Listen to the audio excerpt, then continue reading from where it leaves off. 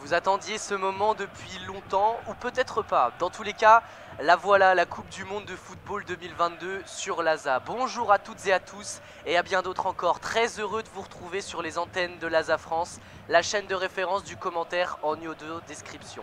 On entame ce dimanche une aventure qui va durer un mois durant lequel vous allez pouvoir retrouver l'intégralité des 64 rencontres de la compétition commentées en audio description, comme vous en avez l'habitude. Dispositif spécial Coupe du Monde donc, pour vous mettre dans les meilleures conditions. À mes côtés pour ce match d'ouverture, Pablo Pérez, rédacteur foot pour la causerie, habitué des commentaires ASA France. Salut Pablo. Salut Hugo, comment tu vas? Ça va très bien. Avant de te laisser présenter l'affiche de cette rencontre d'ouverture, on va prendre un moment. Ça nous semblait important de vous partager ce message. Vous connaissez sans doute toutes et tous les conditions dans lesquelles se tient cette Coupe du Monde. Des faits sont avérés, d'autres sont encore au stade du plausible. Ce qui est certain, c'est qu'en termes de droits humains, d'écologie ou encore de corruption, l'attribution par la FIFA et l'organisation par le Qatar de cette Coupe du Monde est loin d'être un modèle.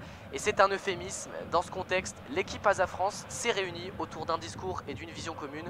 En aucun cas, nous ne laissons de côté ces enjeux au profit du sportif. Simplement, en commentant cette Coupe du Monde en audio description, nous faisons le choix de vous laisser le choix de la suivre ou non. Cela étant dit, Pablo, plongeons-nous dans ce match d'ouverture. Le pays hôte, le Qatar, reçoit l'Équateur pour un match atypique, indécis et il faut bien le dire, pas simple à décrypter avant le match. Ouais, un peu particulier, hein, deux équipes qu'on n'a pas forcément l'habitude de suivre complètement en Europe. En tout cas, c'est pas deux grosses nations forcément comme on pourrait les considérer en Europe. C'est pas deux favorites en tout cas, clairement. On va peut-être commencer directement avec la composition du Qatar, hein, le pays hôte qui reçoit donc l'Équateur de Gustavo Alfaro. Et c'est le Catalan Félix Sanchez, coach de cette équipe du Qatar, qui a opté pour un 3-4-3, alors à voir parce que on sait que Félix Sanchez aime bien jouer à 5 aussi derrière des fois, avec donc Saad Al-Shib, gardien de Al-Sadd de 32 ans dans les buts, une défense à 3 avec notamment Bassam Al-Raoui, Abdel Karim Hassan et Boualem Rouki juste dans le milieu, sur les pistons, sur les côtés avec Oman Ahmed à gauche et Pedro Miguel à droite. Attention à eux parce que Félix Sanchez aime beaucoup avoir des pistons qui montent très très haut, qui sont très offensifs. Au cœur du jeu, on aura Karim Boudiaf et Abdelaziz Hatem et devant eux, pour suivre et pour concrétiser ces actions, on aura Lastar, Akram Afif, Al-Mouezali, meilleur buteur de cette sélection qatari, et Hassan Al-Heidos, qui est le recordman de sélection pour l'équipe du Qatar. Et en face, avec la composition de l'Équateur, Gustavo Alfaro qui a choisi un 4-4-2, c'est un dispositif assez classique pour cette équipe. On aura Hernan Galíndez, le gardien du Aucas, qui sera dans les buts, juste devant une défense à 4, donc avec Angelo Preciado de Genk, avec lui Piero Hincapié du Bayern Leverkusen, que vous connaissez peut-être déjà, Félix Torres de l'équipe de Santos Laguna au Mexique, et à gauche Pervis Estupiñán de Brighton.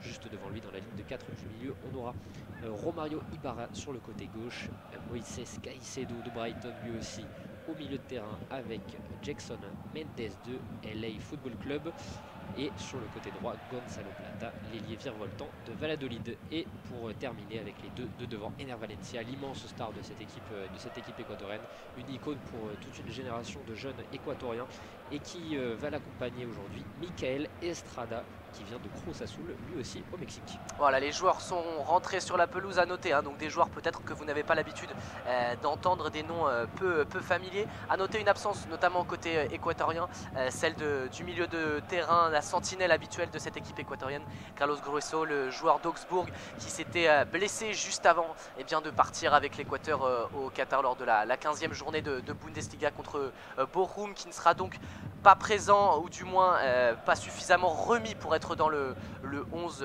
titulaire de cette équipe équatorienne. On va vous rappeler les conditions de ce commentaire en audio description. Vous avez peut-être l'habitude, mais il est toujours bon de vous le rappeler. Donc la description avec donc 4 zones, dont nous avons divisé le terrain en 4 zones. Nous sommes en tribune sud. Nous avons donc à notre gauche, en bas à gauche, la zone A. Vous remontez et vous avez en haut à gauche la zone B. Vous suivez la ligne de touche au fond, et en haut à droite vous avez la zone C. En bas à droite la zone D. Les joueurs équatoriens joueront en jaune aujourd'hui dans leur couleur traditionnelle, la tri, qui étreignera donc ce maillot clair. Côté qatari, on jouera dans le maillot rouge bordeaux, présent sur le drapeau de cette équipe qatarienne. Voilà, les hymnes nationales dans le stade. On vous indiquera également le sens de jeu pour que vous ne soyez pas perdus. Beaucoup d'incertitudes dans cette confrontation. Pablo, on a une équipe équatorienne qui se repose beaucoup sur sa solidité défensive, beaucoup de résultats avec à la clé un clean sheet dans les qualifications. C'est ce qui a fait la force de cette équipe d'Amérique latine qui a réussi à se sortir de son groupe de qualification. Oui, et c'était pas chose aisée quand on sait tous les nombreux pays talentueux qui font partie de ces qualifications pour la CONMEBOL. Et donc l'Équateur qui a terminé 4e au classement des qualifications, donc une qualification acquise pour eux, avec la 3e défense du continent juste derrière le Brésil et l'Argentine. Le Brésil et l'Argentine contre qui l'Équateur n'a pas perdu une seule fois, et c'est la seule équipe du continent avec la Colombie pour qui on peut dire cela. Donc c'est quand même quelque chose qui vous montre que cette équipe de l'Équateur, elle a une solidité défensive indéniable, et ça va clairement être le pilier de cette équipe. Les deux lignes de 4 sont très resserrées, mais par contre on sait aussi aller de l'avant avec des joueurs comme Ener Valencia qui sont capables de merveilles quand ils revêtissent ce maillot national, et donc l'Équateur qui est clairement une nation à suivre et qui pourra poser de nombreux soucis au Qatar évidemment ce soir, mais si on se projette un peu plus tard, également au Sénégal ou aux Pays-Bas qui l'affronteront plus tard dans la compétition. Absolument. Le petite difficulté dans cet effectif équatorien à se trouver un ailier gauche. On sait qu'on a déjà fait jouer Ener Valencia sur ce poste d'ailier gauche, lui qui est plutôt un numéro 9 de formation. Là, du côté d'Aston Villa, notamment en première ligue, il avait su se mettre en évidence par le passé. Côté qatari, beaucoup plus de difficultés à lire cet effectif parce que beaucoup de joueurs qui jouent au pays, notamment dans le club de Al Sadd ou encore Al Gharafa, compétition, un championnat un petit peu qu'on voit un petit peu du moins plus faible que même peut-être des championnats latino-américains. Beaucoup de joueurs en fin de carrière également qui s'exportent dans ces championnats du Moyen-Orient. Voilà, c'est une première, on ne l'a pas dit, pour le Qatar dans une phase finale de Coupe du Monde. Beaucoup de choses à observer finalement du coup de ce côté-là. Clairement c'est une première participation, premier pays hôte également du monde arabe à accueillir une compétition. Ça va être donc très intéressant également à suivre en termes purement footballistiques. Ça va être très intéressant parce que c'est une équipe du Qatar qui, comme on le disait, n'est pas forcément très médiatisée, n'est pas forcément très connue. A noter tout de même que Félix Sanchez Bass, qui est donc le Catalan entraîneur de cette équipe, est là depuis très longtemps, puisque cette équipe du Qatar, Félix Sanchez, il en a entraîné les U17, les U18, les U19, les U20, les U21, et puis finalement depuis 2020, si je ne dis pas de bêtises, il a pris les commandes de cette équipe, de la sélection numéro 1, le Qatar, et avec qui notamment le Qatar qui est un des effectifs. L'effectif n'a pas changé énormément depuis 2019, et 2019 c'est la victoire en Coupe d'Asie pour le Qatar qui a été le moment le plus marquant pour l'instant dans cette jeune histoire footballistique du pays. Et donc Félix Sanchez qui peut se baser sur tout le travail qui a été fait depuis de nombreuses années au pays, et sur un effectif, on l'a dit, qui est certes un petit peu en fin de course parce qu'on a des joueurs qui sont très âgés, on a du 32 ans régulièrement dans cet effectif, mais ça montre aussi une certaine expérience des grands rendez-vous. Une victoire en Coupe d'Asie qui est quand même pas chose la plus aisée du monde. Et Hassan Al-Eidos par exemple, recordman de sélection avec le Qatar, Abdelkarim Hassan qui est le deuxième juste derrière avec si je dis pas de bêtises 122 sélections avec le Qatar. Ça montre quand même que cette équipe, elle possède des joueurs d'expérience qui ont l'habitude de travailler ensemble et qui ont l'habitude de jouer au foot. Absolument, absolument. Une opposition de style atypique donc sur le terrain. Des choses également à observer autour de ce match, notamment l'ambiance dans les tribunes de Lightbite Stadium, un des 7 stades climatisés. On a promis du côté de la FIFA et du Qatar que la clim ne serait pas utilisée s'il ne faisait pas plus de 25 degrés.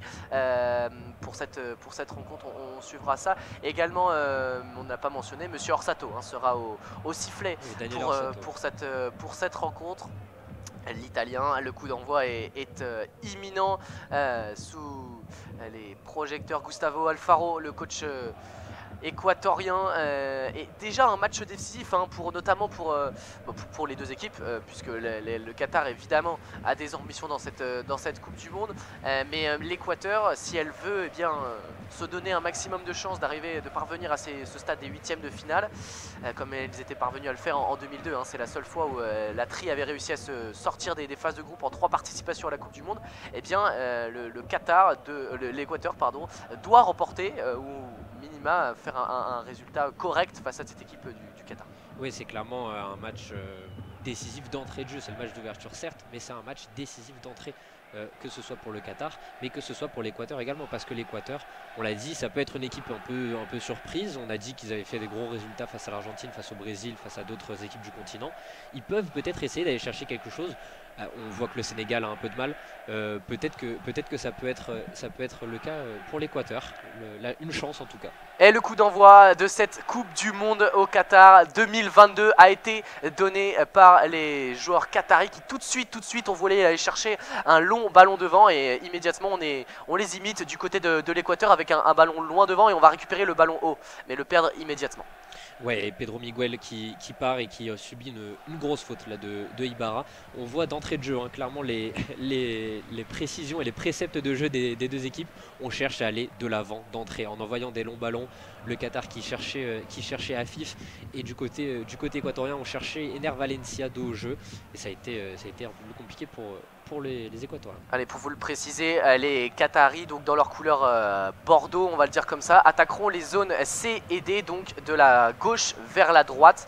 Le but de Galíndez se situe donc à droite et puis ce sera l'inverse donc évidemment pour l'Équateur qui attaquera les zones A et B. Premier ballon peut être intéressant pour les Qataris, le ballon est perdu, bien défendu de la part des Équatoriens, mais dans les intentions, dans les 3 premiers duels, on va dire que les Qataris sont un petit peu un cran au-dessus et récupèrent les ballons. Ouais, grosse intensité de jeu pour l'instant des mises en place par les Qataris. On a un pressing plutôt haut quand même qui gêne ces Équatoriens à la relance. Là, le très beau tacle de Moïse Caicedo qui récupère le ballon et on va peut-être partir en transition. C'est une des armes clairement de cette équipe équatorienne avec Pervis Estupiñán maintenant dans la zone A sur le côté gauche.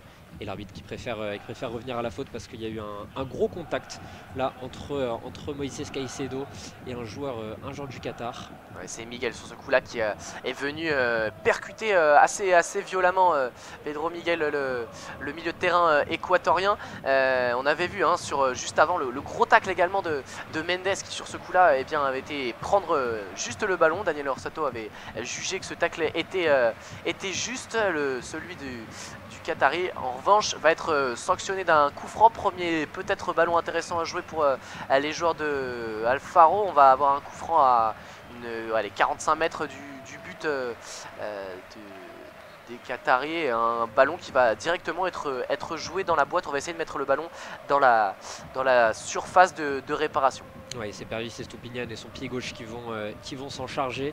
On voit que que Jackson Mendes plutôt reste auprès de Pervis Estupiñán pour empêcher le mur. Et ça partit avec le pied gauche. Oh, la bonne sortie de Al-Shid. Et il se trouve finalement juste après avec les Qataris et le but. Ener Valencia qui vient ouvrir le score d'entrée de jeu. On l'a dit, c'était l'arme à suivre côté Équateur. Et au bout de 2 minutes 43, Ener Valencia vient de marquer le score. Le premier but de cette Coupe du Monde a donc été inscrit par le meilleur buteur de la sélection équatorienne en Coupe du Monde, Ener Valencia. Ouais, quelle ambiance de le Stadium El Bac, tous les supporters de la tri. On espère que c'est des supporters authentiques, ceux-là, mais en tout cas ils font vrombir ce stade à l'ouverture du score d'Ener Valencia, la star, l'icône de tout un pays qui vient comme un symbole marquer le premier but de cette Coupe du Monde 2022. À l'origine donc ce coup franc et ensuite on a eu c'est Félix Torres, le joueur qui évolue au Mexique, qui sur ce coup là le défenseur central effectue un geste d'attaquant après une déviation de la tête, un retourné en direction du but, retourné acrobatique très bien réalisé, hein, un tout petit peu dévisé, ça atterrit avec réussite sur la tête du numéro 13, le capitaine Ener Valencia, bien placé, la science du but du capitaine équatorien qui n'a plus qu'à placer sa tête à 2 mètres des buts d'Al-Shib et derrière ça fait 1-0, ouverture du score pour l'Équateur. On pouvait craindre un match fermé et c'est plutôt intéressant intéressant de voir cette ouverture du score rapide de la part de l'Équateur. Et c'est souvent le cas dans les matchs d'ouverture, hein, les 4 derniers matchs d'ouverture de la Coupe du Monde qui ont donné à pas moins de 4,25 buts de moyenne par match. On espère évidemment que ce but ne sera pas le seul pour correspondre à la stat. Pour préciser peut-être, puisqu'on avait dit que Al-Shib avait fait plutôt une bonne sortie, en fait c'est en redescendant que le gardien lâche la balle. S'ensuit un duel aérien remporté par Félix Torres qui, d'une reprise de volée, d'une retournée acrobatique même assez incroyable du pied gauche, arrive à trouver son capitaine Ener Valencia qui était positionné devant le but comme il faut. Alors que la VAR essaye de vérifier si le but est authentique, peut-être une faute sur la redescente de Al-Shib. En tout cas, Daniel Orsato n'a pas l'air d'y prêter plus attention que ça. Hors-jeu. Hors-jeu. On siffle un hors-jeu. Alors, est-ce que c'est à l'origine sur le coup franc? Sur le coup franc peut-être. Sans doute parce que je pense qu'au niveau de la tête de Ener Valencia, pas de souci sur la position de l'attaquant de Latry, parce que il y avait il me semble, deux défenseurs derrière lui, ou du moins à son niveau. On va observer le ralenti. Félix Sanchez sur le coup est bien heureux de voir son équipe ne pas encaisser ce premier but. Ah si, c'est Ener. Ouais, ça semble surprenant. Ah oui, Ener Valencia qui a son pied gauche en fait qui est derrière le gardien sur la sortie de Al-Shib et qui est donc couvert par un autre défenseur. Mais vous le savez, pour la règle du hors-jeu, il faut qu'il y ait deux membres de l'équipe, en tout cas, donc il y a un gardien et un défenseur ou deux défenseurs. Et là en tout cas, Ener Valencia était positionné entre le gardien et le dernier défenseur, le gardien qui était sorti très loin de son but, on l'a dit, Al-Shib. Et donc Ener Valencia qui est sur la première tête de Félix Torres était positionné hors jeu. Ça peut être un peu discutable dans le sens où la tête de Félix Torres n'a pas été vraiment dangereuse et a été arrêtée de suite par Al-Shib, ce qui a entraîné ensuite la retournée dont on vous parlait tout à l'heure. En tout cas, place au jeu et c'est Hincapié qui va pouvoir relancer son équipe et l'Équateur qui là-dessus sont un peu malheureux mais qui cherchent d'entrée à aller marquer plutôt ce premier but. Un premier but de Ener Valencia hors jeu donc. Donc après 6 minutes de jeu, toujours 0-0 entre l'Équateur et le Qatar dans ce match d'ouverture. Allez, ballon récupéré par Gaïndé qui va pouvoir relancer à la main avec Estupiñán qui s'est proposé. Caicedo, on va rejouer avec le joueur de Brighton qui va aller écarter là-bas à droite sur Preciado. On va conserver pour la première fois côté équatorien. On va faire circuler le ballon entre cette zone C et cette zone D dans leur camp. Et bien les joueurs de Gustavo Alfaro font tourner le ballon avec beaucoup de ballons touchés par Caicedo et Estupiñán. Sans solution pour l'instant, le jeu placé équatorien est assez lent et peine à trouver des solutions verticales. Oui, Caicedo qui sera sûrement le maître à jouer un peu de cette équipe. On sait qu'à Brighton, il a une grosse activité physique, mais il est aussi capable de proposer beaucoup de solutions balle au pied.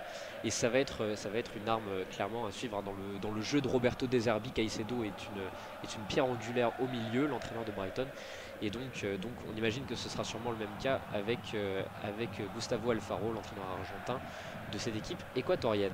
Jeu qui penche à gauche, côté de Latry avec Caicedo et Estupiñán, et circuits de passe sont rodés de ce côté-là. Le ballon est perdu, on va aller tenter de jouer long. Côté qatari, pour l'instant, on ne cherche pas à poser le ballon au sol, et on va chercher directement loin devant avec Afif ou Ali notamment, qui sont recherchés immédiatement par leurs défenseurs. On saute le milieu terrain, ballon récupéré par Estupiñán qui va lui aussi aller chercher Ener Valencia. La déviation de la tête en retrait dans la zone A finalement. Et bien le ballon a été dégagé par Omam Hassan et derrière on va pouvoir récupérer une touche intéressante dans la zone B côté équatorien. Oui, une touche intéressante, et on le disait en début de match que les Qataris avaient plus d'intensité, avaient plus d'envie au duel que les Équatoriens. On sent que ce but a tout changé parce que c'est clairement plus la même histoire. Maintenant c'est les Équatoriens qui ont mis le pied sur le ballon, ce qui n'est pas une des spécialités de l'équipe, donc ça va être intéressant à voir. Et on a donc une touche plutôt intéressante jouée par Preciado. Le ballon récupéré après un dégagement raté du Qatar. Preciado le centre.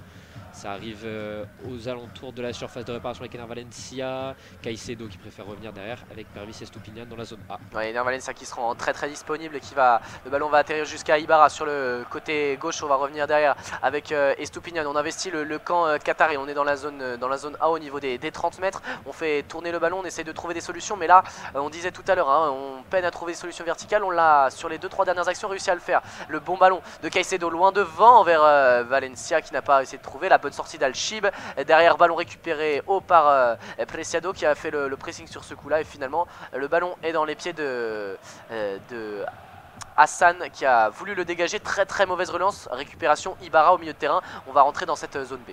Oui, avec Mendes maintenant qui tente de calmer un peu plus pour que la tri parte en attaque placée avec Pervis et Stupinian qui cherchait en tout cas Romario Ibarra et son bandage sur le bras droit, avec Ener Valencia qui provoque une très belle faute et un coup franc qui va s'ensuivre qui va être très intéressant. Là c'est Bassam Al-Raoui qui est en retard là-dessus, et Ener Valencia qui d'un beau crochet du pied droit se remet dans le sens du jeu et provoque cette faute de Bassam Al-Raoui. Allez, le coup franc, on va le suivre. Il va partir de la zone A, donc à droite du but de Al-Shib, qui va voir le danger arriver, frapper sur ce coup là, ce coup franc par Estupinian, le pied gauche sortant, donc la trajectoire sortante. On va chercher le point de pénalty, entre la zone entre le point de pénalty et les 6 mètres probablement. Les joueurs équatoriens sont postés à l'entrée de la surface et vont rentrer rapidement. On cherche le premier poteau, finalement le ballon a été dégagé par les Qataris, mais on n'arrive pas à le conserver. Ballon récupéré par Preciado directement, qui va pouvoir écarter là-bas dans la zone B. On va pouvoir les provoquer en 1 contre 1. On est rentré au niveau de la surface de réparation, et le bon tacle défensif, le beau retour de Hassan sur ce coup là qui vient couper la trajectoire. C'est sur ce coup là Plata, c'est Gustavo Plata qui a été provoqué. Ouais, Gustavo Plata qui, on l'a dit, hein, est un très bon joueur de foot, très technique, et qui là-dessus a essayé de venir provoquer Abdelkarim Hassan et le défenseur numéro 3 du Qatar qui a été clairement le meilleur là-dessus. Et on joue les touches longues, c'est une information côté équatorien, avec Preciado qui va chercher loin dans la surface de réparation Ener Valencia, où là sur ce coup là c'était Estrada qui avait été cherché. Ça va donner un bon corner pour les joueurs équatoriens, puisque le ballon a été contré de la tête. Donc corner dans la zone B, de la gauche vers la droite, pardon, en prenant la place d'Al-Shib. On a un positionnement intéressant de Caicedo qui vient se mettre carrément dans le but d'Al-Shib pour perturber un petit peu le gardien qatari d'Al-Ahly. On va suivre ce coup franc. Monsieur Orsato qui rappelle alors notamment Ener Valencia, joueur très puissant, hein. On sait qu'il va être probablement très surveillé par les joueurs qataris. On sait qu'il de la tête il est très habile, on l'a vu notamment sur cette ouverture du score avorté côté équatorien. C'était à la 4e minute de jeu, toujours 0-0, 11 minutes 39 désormais, et on va suivre ce corner frappé depuis la zone B. Ouais, avec Caicedo qui a été rappelé à l'ordre par l'arbitre pour son positionnement que Daniel Orsato a jugé vraiment trop avancé et trop gênant pour Al-Shib.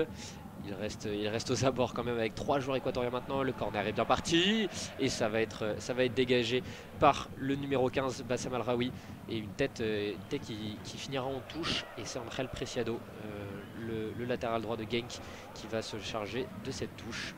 La tour de contrôle, hein, les 2 tours de contrôle, Khouri et Al-Raoui dans cette défense centrale à 3 donc du Qatar, qui sont très présentes sur les coups de pied arrêtés, notamment défensifs. Le ballon est dans les pieds équatoriens désormais. On est entre la zone A et la zone D. On fait tourner, mais vraiment, hein, c'est les joueurs de Gustavo Alfaro qui ont vraiment le ballon dans cette première mi-temps, ou du moins on va pas aller trop vite, ce premier quart d'heure. C'est eux qui ont la mainmise sur ce début de match et qui impriment leur tempo, certes lent, certes relativement stérile, à l'image de cette perte de balle dans leur camp sur cette mauvaise demi-transversale, on va dire, de Félix Torres à destination des Stupinian. Ça va donner une touche intéressante pour les Qataris. On est dans la zone D, ballon offensif à jouer, et on revoit le hors-jeu sur l'action du but. ça se joue pour une demi-jambe.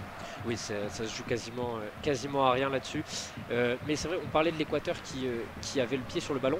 Et on trouve assez peu de solutions. Et finalement, c'est souvent des longs ballons vers Estrada ou vers Ener Valencia qui sont privilégiés.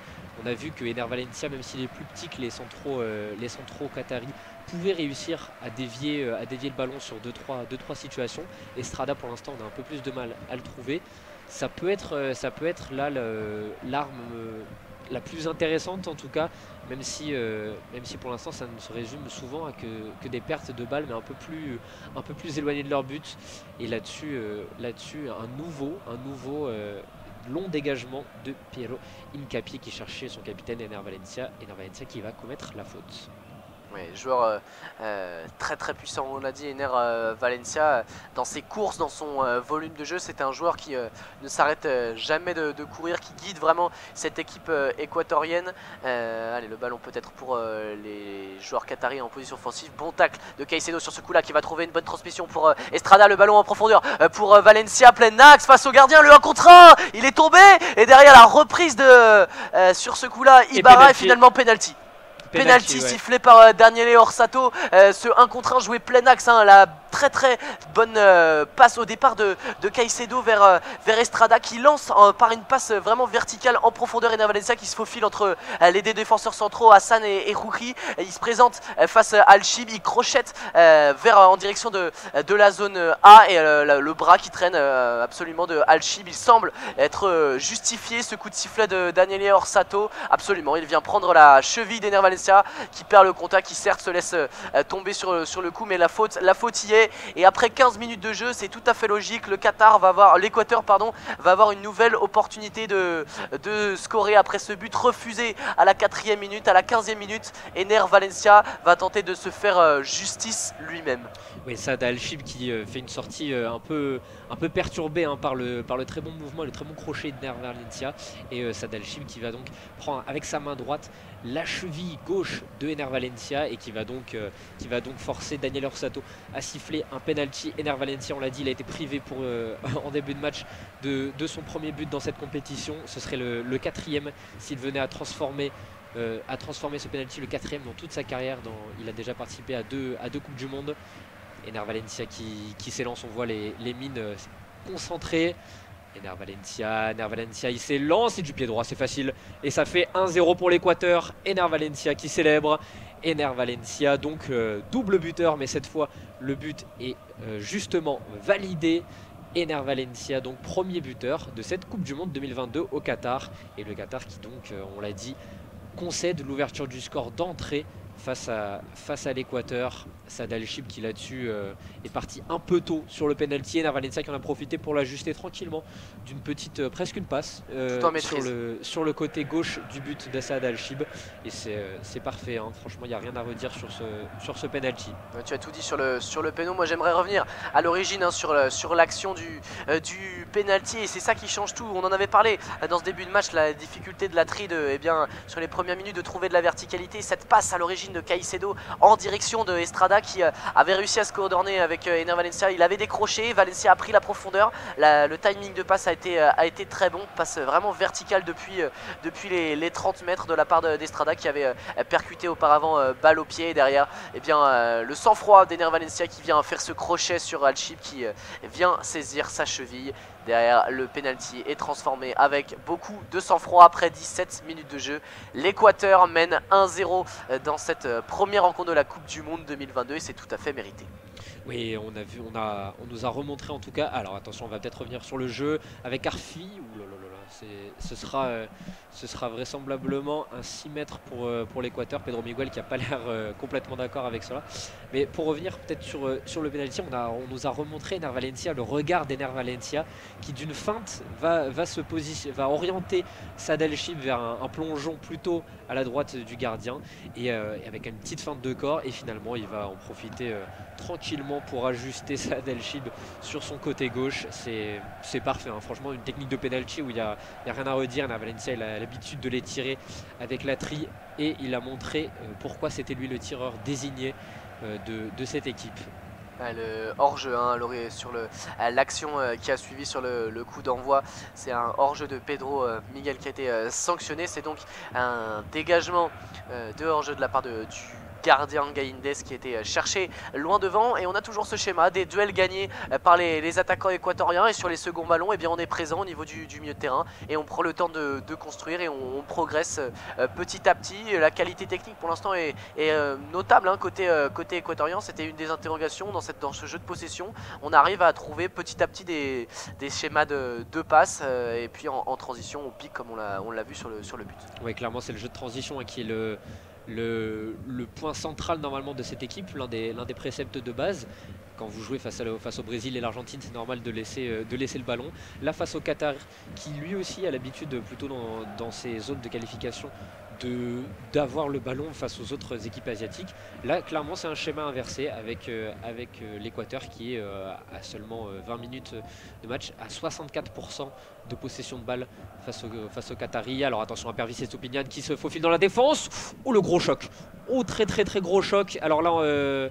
alors pas de penalty et ce sera même un hors-jeu signalé me semble-t-il pour Estrada, mais il y a un très gros choc entre Alchib et justement le numéro 11 équatorien Estrada. À l'origine, c'est un très bon ballon de la part d'Incapié qui a été cherché Estupiñán qui avait pris la profondeur. Il était hors jeu, c'est pour ça que M. Orsato revient à cela. Mais sur la suite, en fait, le centre de Estupiñán est piqué juste au-dessus d'Alchib. Derrière Estrada qui vient prendre ce ballon de la tête. Il est un petit peu trop juste. Le ballon part donc dans le ciel alors qu'il est à 2 mètres du but. Il part eh bien au-delà des limites du jeu et dans la suite, dans la continuité, il vient percuter Alchib. Alors Gustavo Alfaro et tout le banc équatorien viennent réclamer une faute de la part d'Alchib. Ce sera probablement plutôt l'inverse hein. Estrada qui vient, même si c'est dans la continuité de l'action, percuter Alchib. On reviendra au hors-jeu précédemment, mais voilà, le choc est impressionnant entre les deux. Finalement les deux se relèvent sans trop d'inquiétude, sans qu'on ait même eu à appeler les staffs médicaux. C'est plutôt les staffs médicaux, pardon. C'est plutôt bon signe. Ouais, les deux vont reprendre le jeu, ont plus de peur que de mal sur ce coup-là. Mais si on revient au jeu, on va suivre une nouvelle fois. Récupération très haute de la part des équatoriens qui se projette dans la surface. On était dans la zone B et finalement ballon perdu et récupéré par les joueurs du Qatar. Mais encore une belle situation hein, pour les Qataris sur la situation entre Estrada et le gardien qatari.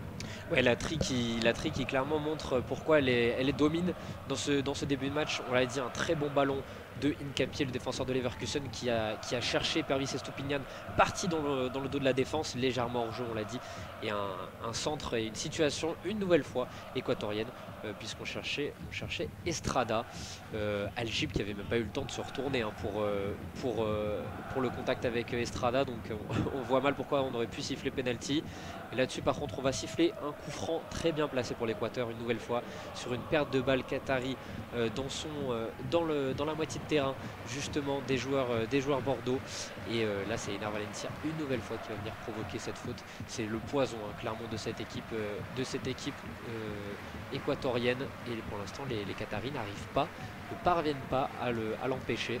Ouais, très grosse difficulté dans le jeu qatari, énormément de pertes de balles et sur des ballons plutôt anodins là. Sur le coup c'est sur une touche hein, qu'on vient perdre ce ballon directement rendu à Ener Valencia, et ça c'est plutôt surprenant.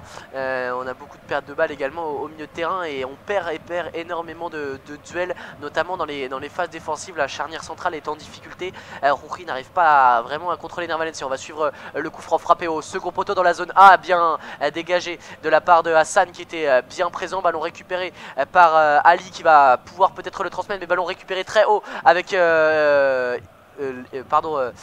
Preciado qui a centré au deuxième poteau, la longue diagonale en direction de la zone A. Finalement ballon dégagé par les Qataris. On va avoir une nouvelle phase de possession équatorienne. Mais vraiment on peine à se dégager correctement côté qatari. Encore une fois là sur le coup Ali qui perd ce ballon et qui vient donner une nouvelle opportunité aux joueurs de Gustavo Alfaro, notamment Plata et Preciado, qui dans le pressing je trouve sont très justes. Tous les deux font l'effort dans le bon timing, et ça permet à l'Équateur de récupérer de nombreux ballons. Nouveau ballon de possession pour la tri avec sur ce coup là Caicedo. Ouais, on l'a dit, Plata et Preciado qui sont pour l'instant les deux récupérateurs hein, clairement de cette équipe de l'Équateur. C'est eux qui viennent gagner le plus de ballons au pressing, un pressing qui n'est pas si haut que ça non plus côté Équateur. On aurait pu s'attendre peut-être à un peu autre chose, mais c'est clairement une équipe de l'Équateur qui vient gêner par moment la défense qatari qui se met elle-même parfois dans la difficulté. C'était le cas tout à l'heure avec Abdul Karim Hassan. Et là, ça va être le cas avec Pedro Miguel qui va finalement avoir la touche. Mais donc, oui, une équipe de l'Équateur et notamment Plata Preciado sur le côté droit qui font très mal dans le pressing, dans l'activité sans ballon pour venir gêner cette équipe et la défense notamment du Qatar. La remise en jeu de la part de Pedro Miguel, nouveau ballon récupéré cette fois par Ibarra qui va pouvoir transmettre. On va signaler une faute, il me semble que c'est dans un deuxième temps, Estupiñán qui vient percuter le numéro 19 Ali qui, on parlait hein, en début de match, le positionnement de Afif et Ali, l'importance qu'ils allaient avoir dans la conservation du ballon, pour l'instant absent des débats clairement parce que bien les passes n'arrivent pas et puis parce qu'ils sont très bien musés à l'image de cette nouvelle récupération, ce jaillissement de Mendes qui a coupé la transmission. Ballon récupéré tout de même par les Qataris avec Boudiaf qui va pouvoir organiser le jeu, chercher à droite Pedro, ça va jusqu'à Pedro Miguel, on va chercher au milieu de terrain, on conserve, on est toujours dans le camp qatari entre cette zone A et cette zone B. On va chercher là cette fois la zone C sur une belle transverse à Batem qui a été trouvée, la déviation finalement bon retour de Plata une nouvelle fois qui va pouvoir dégager au loin. On sent vraiment dans l'intensité physique que les Équatoriens peut-être mieux préparés avec notamment beaucoup de joueurs qui jouent dans des clubs européens en première ligue, également en Liga ou même en Belgique, par rapport à des joueurs qui jouent dans leur tous hein, l'intégralité des joueurs qataris évolue dans le championnat qatari. Il y a vraiment une différence qui se fait sur ce coup là, alors que là eh bien c'est Boudiaf qui était en retard et qui commet la faute sur Preciado. Oui, c'est assez intéressant à suivre pour revenir sur le pressing mis en place par l'Équateur. On n'a pas une première ligne de pressing qui est très haute, mais par contre dès qu'on va sentir une seule seconde d'hésitation, une seule seconde d'incertitude, là on va avoir 3 joueurs équatoriens qui vont sauter presque naturellement, presque vraiment sauter à pieds joints sur les défenseurs qataris pour venir les enfermer, les contraindre un maximum. C'est une nouvelle fois le cas avec ce ballon récupéré par l'Équateur dans les 35 derniers mètres. Et c'est clairement l'arme la plus utilisée pour l'instant avec l'Équateur, en tout cas la plus efficace. C'est ce pressing pas très haut spécialement, mais qui vient gêner particulièrement la défense qatari. Nouveau ballon récupéré haut avec Preciado qui va pouvoir trouver de la Plata, le petit pont bien joué de la part de Carlos Plata, et c'est récupéré finalement sur ce coup là par Ahmed qui peut progresser, balle au pied, mais encore une fois on avait réussi à s'approcher de la surface de réparation et souvent il faut un deuxième rideau hein, côté qatari pour pouvoir stopper les offensives équatoriennes. Oui, ça fait partie aussi, on l'imagine, du dispositif hein, choisi par Félix Sanchez. On a expliqué en début de match que c'était une défense à 3 qui pouvait très vite basculer dans une défense à 5, tant les Pistons ont l'habitude de monter mais peuvent également venir apporter du soutien à leurs défenseurs centraux. Là depuis le début du match on est clairement sur une défense à 5 puisque Pedro Miguel et Ahmed n'ont pas eu tant de possibilités que ça et ils sont plutôt en deuxième rideau comme tu l'expliquais Hugo pour venir gêner les offensives équatoriennes avec pas mal de difficultés quand même pour venir embêter ces Équatoriens qui jusque là déroulent plus ou moins leur partition. On voit des bons mouvements, d'autres qui laissent un peu à désirer, notamment les très longs ballons, on l'a dit, vers Valencia et Estrada qui restent plutôt inefficaces pour l'instant. Donc à suivre si les Équatoriens pourront réussir à développer un peu plus leur jeu au fil du match ou si les Qataris vont se réveiller. C'est pas interdit de le penser avec des joueurs comme Afif, comme Ali, on l'a dit, qui sont les 2 meilleurs buteurs de cette sélection et qui pourraient très clairement venir poser des soucis à une défense Hincapié Torres qui, même si elle a l'habitude de jouer, Hincapié n'a que 20 ans, hein, donc c'est encore un jeune joueur et il a donc tout intérêt à rester pour l'instant un peu éloigné d'un joueur comme Afif ou comme Ali qui ont un peu plus d'expérience. Allez, ballon sur la gauche avec Estupiñán. Je me permets de rectifier, hein, c'est bien Gonzalo Plata et non Carlos comme j'ai pu le dire. Mea culpa, ballon toujours dans les pieds équatoriens. Avec Torres, on va chercher Mendes au milieu du terrain, Caicedo. On observe quand même que Mendes, sur les phases de possession, vient décrocher entre ces deux défenseurs centraux. On va suivre ce nouveau long ballon de la part de Torres loin devant. Le ballon récupéré dans un deuxième temps par Ibarra. Le deuxième ballon après encore une fois un duel gagné par, il me semble que c'était Ener Valencia sur ce coup-là. Derrière Ibarra qui peut récupérer un bon deuxième ballon entré sur la surface, armer la frappe, au milieu vraiment dans l'axe du terrain entre la zone A et la zone B, et ça s'envole dans les tribunes de l'Al Bayt Stadium. Oui, clairement, et on l'a dit une nouvelle fois, un très long ballon.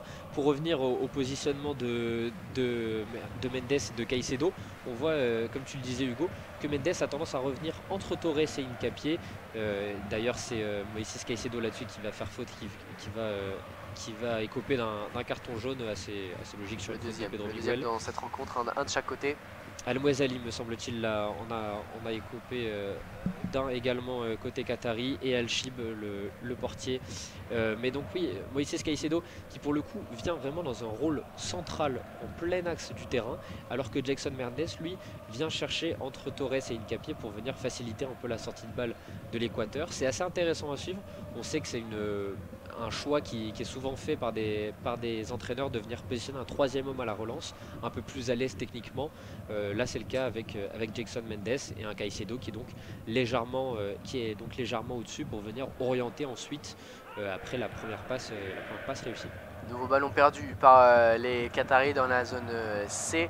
On sent les intentions notamment des défenseurs centraux d'aller se projeter. On a vu Hassan sur ce coup-là qui a porté le ballon, aller chercher une passe verticale, mais derrière Hatem a perdu ce ballon. Ballon récupéré par Ener Valencia. On est dans la zone B, finalement stoppé par à nouveau Hassan, bien aidé par Alamed. Le ballon est perdu par les joueurs qataris. Ça va être une touche pour Preciado et les Équatoriens. On est toujours dans cette zone B. On va reculer d'un cran, la touche en retrait pour Félix Torres qui va pouvoir jouer avec un Mendes qui vient se placer bien au milieu de cette défense, véritablement une Hincapié qui va pouvoir rejouer avec Mendes. On est dans le camp équatorien, on va chercher là-bas Estupiñán dans la zone D. Finalement le ballon est perdu, on a tenté de chercher Estrada qui a voulu remettre en une touche à Estupiñán, mais le joueur de Brighton n'était pas parti. Il est donc le ballon est sorti.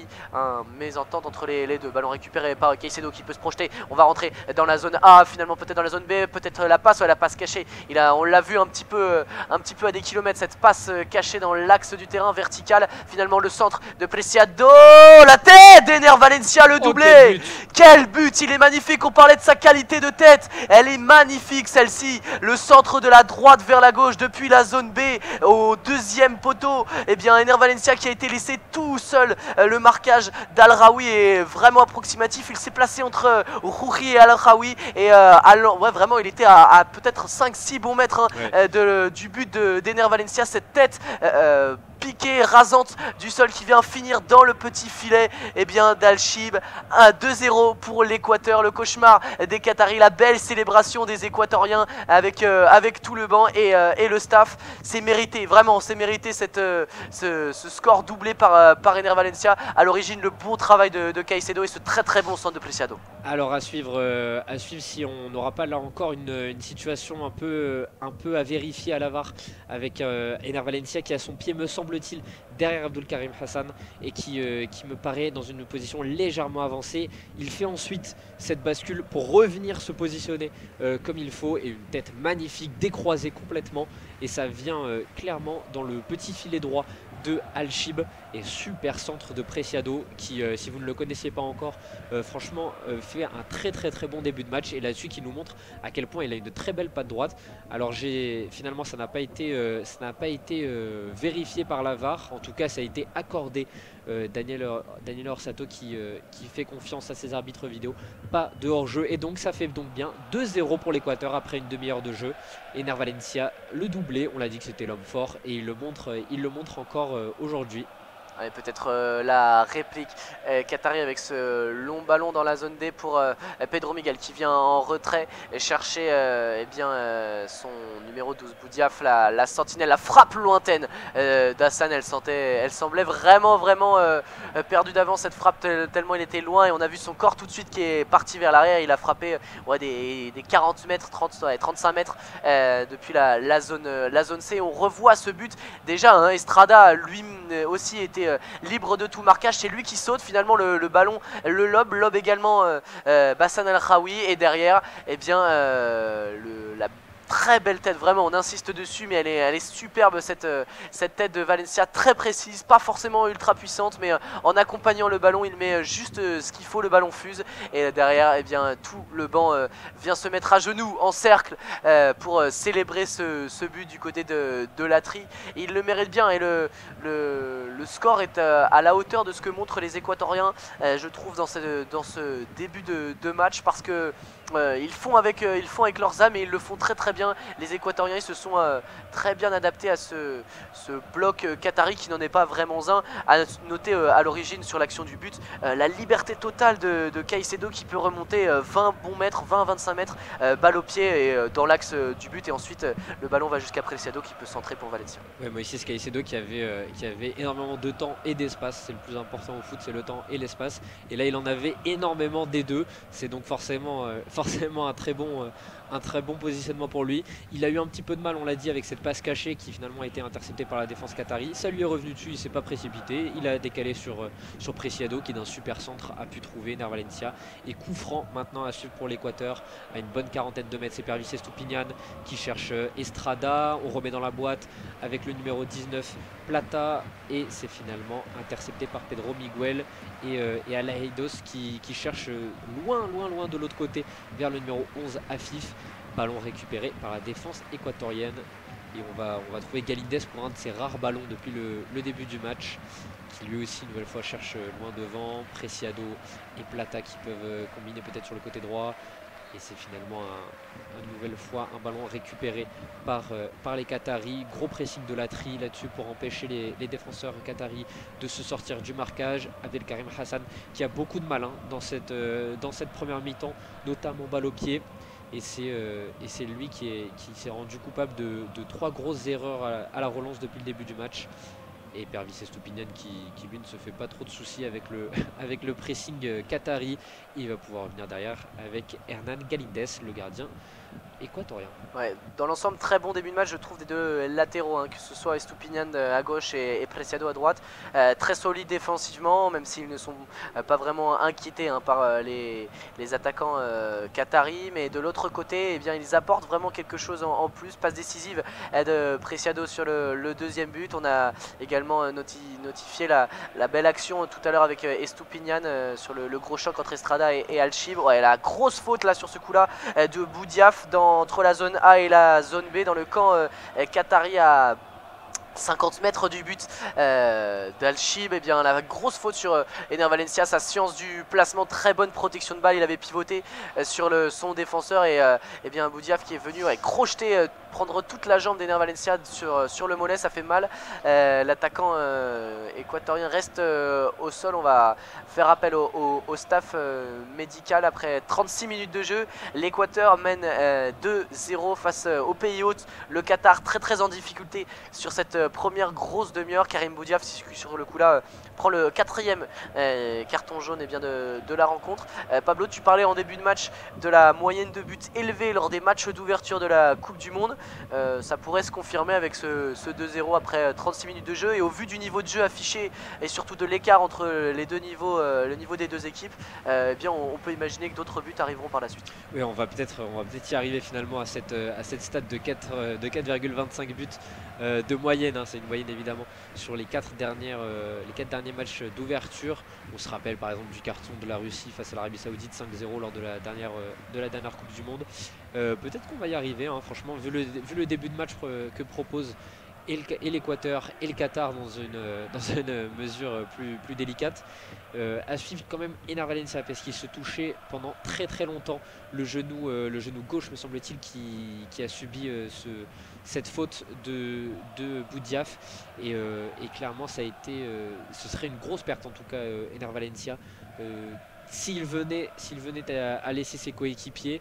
Le staff médical qui a l'air d'être plutôt rassurant auprès de Gustavo Alfaro concernant la blessure de Valencia, mais on sait que sur des chocs comme ça, parfois ça peut laisser des marques, ou en tout cas si ça ne les fait pas pendant le match, l'après-match va être lui beaucoup plus délicat et notamment en vue des prochains, ça peut être un gros coup dur. Le coup franc d'Estupiñán, toujours la patte gauche cette fois, elle sera directement dans les bras d'Alchib, on l'a dit, hein, pour ceux qui ont suivi un petit peu la blessure d'Amin Harit, c'était une situation un petit peu identique avec cette jambe d'appui qui est fauchée par le défenseur, ça paraît pas ultra violent en soi, mais voilà, les torsions sur le genou peuvent être compliquées pour la suite. En tout cas, ça a l'air d'aller pour Ener Valencia qui boite quand même un petit peu, hein. On va suivre, il s'est relevé, le jeu a repris, le ballon est dans les pieds qatari avec Afif qui a décroché, qui participe vraiment au jeu quand même, hein. Afif, c'est un joueur qui vient chercher le ballon, essaye d'organiser un petit peu l'attaque équatorienne. Encore une fois, le très bonne défense de la part d'Estupiñán face à Pedro Miguel qui a perdu ce ballon. Sur ce coup-là, Ibarra qui a dribblé derrière sa jambe d'appui, qui va chercher Caicedo. Allez, dommage, on aurait pu aller chercher à l'opposé, finalement il a temporisé, le bon décrochage d'Estrada qui trouve un très bon ballon dans la zone A pour Ener Valencia qui bien sur ce coup-là va au duel. Ça a l'air d'aller pour l'attaquant équatorien qui commet la faute dans un deuxième temps sur Bassam El-Raoui qui tombe sur ce coup-là. On est dans la zone A, ça va donner un coup franc défensif pour les Qataris. On va les gérer cette faute, juste ce qu'il faut, on va dire à l'expérience. Bassam El-Raoui qui vient récupérer ce coup franc. Et tu parlais de Akram Afif qui venait décrocher. On le voit là encore, c'est le cas. C'est clairement un joueur là. Pour vous décrire clairement Akram Afif qui est au niveau de sa défense centrale. C'est un buteur hein, de formation Akram Afif, et il vient décrocher à ce point parce qu'il voit que son équipe est en difficulté et peine à trouver de réelles solutions, là où un El Mouezali par exemple, l'autre attaquant de cette équipe qatari, est beaucoup plus haut sur le terrain et essaye de venir gêner vraiment et de peser sur Hincapié et Torres, la charnière centrale équatorienne, et Akram Afif qui joue un peu le rôle d'orientateur dans ces 10 dernières minutes en tout cas pour le Qatari, le Qatar qui a pas mal de difficultés en tout cas à se créer de véritables occasions. On l'a dit, Galindez qui a pas été mobilisé une seule fois sur des situations qatari. Ça peut passer par ce décrochage de Afif. Ouais, on a vu une image un petit peu symbolique de ces supporters qataris qui lancent un clapping mais sans vraiment le terminer, un petit peu désabusé par bien ce qui se produit sur le terrain, le jeu et puis le résultat hein, surtout qui est bien très défavorable à cette équipe qatari. Le ballon récupéré, bien joué sur ce coup là, Atem qui a pu lancer Akram Afif qui va se présenter dans la zone C à l'entrée de la surface. Quel bon retour de la passe de Moïse Mendes pardon, qui a sur ce coup là mis son pied juste en opposition de manière très juste. Le ballon récupéré par Akram Afif, toujours dans la zone C. On va à thème pouvoir trouver peut-être en profondeur la projection de Boudiaf qui malheureusement ne va pas pouvoir se saisir de ce ballon. Le ballon était trop approximatif. On avait peut-être pour une fois une situation intéressante en transition, la très bonne passe d'Atem en première intention en direction d'Akram Afif qui s'est présenté, mais le très bon retour dans un premier temps de Moses Caicedo qui est venu chipper ce ballon, et puis il y avait également Preciado qui était en deuxième couverture, mais première fois que on a eu un petit décalage en faveur de l'équipe qatari. Oui, et on l'a dit, c'est une nouvelle fois Akram Afif hein, qui s'était très bien placé, et donc une équipe qatari qui petit à petit remet un petit peu le pied sur le ballon, et on trouve en tout cas, si ce n'est de réelles occasions, des situations par moment qui peuvent être un petit peu plus intéressantes. Une nouvelle fois avec un Akram Afif qui vient décrocher très bas. Là il est complètement dans le rond central, juste devant sa défense, sa charnière à 3, et c'est donc une équipe qatari un petit peu remobilisée depuis 5-6 minutes qui vient se présenter face au but de Galindez, avec sur le côté gauche on cherchait le numéro 14 Ahmed, et c'est Preciado qui a venu ou le coup de jeu sûrement pour l'Équateur. Valencia qui est retombé au sol et qui se touche de nouveau sa jambe droite. Ouais, il a pris une béquille sur ce coup là. Alors ce qu'il faut espérer, c'est que ce soit une douleur indépendante de celle qu'il a subie par juste avant. J'ai pas fait attention quel genou c'était sur le... Il me semble que c'était genou gauche tout à l'heure et que sur ce coup là c'est le genou droit. Donc ça semblerait être entre guillemets une simple béquille. On sait que ça peut être dangereux hein, comme choc, parce que ça peut mener à des indisponibilités s'il y a hématome, etc.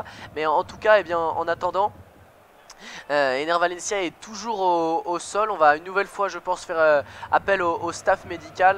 Il faudrait pas que ce soit trop handicapant, parce que là réellement ce serait un drame national hein. Si Ener Valencia devait quitter son équipe dans un premier temps pour cette rencontre, et si ça venait à mettre en péril la suite de sa compétition, ce serait une catastrophe pour l'Équateur. Et il y a vraiment un signe inquiétant, c'est qu'on fait rentrer les brancards avec les médecins officiels de la FIFA, les brancardiers qui sont prêts à intervenir. On va le relever. Ener Valencia, on va au moins montrer un signe positif, envoyer un petit peu de nouvelles rassurantes aux supporters de la Tri. Il est debout, on va observer, il va sûrement se tester.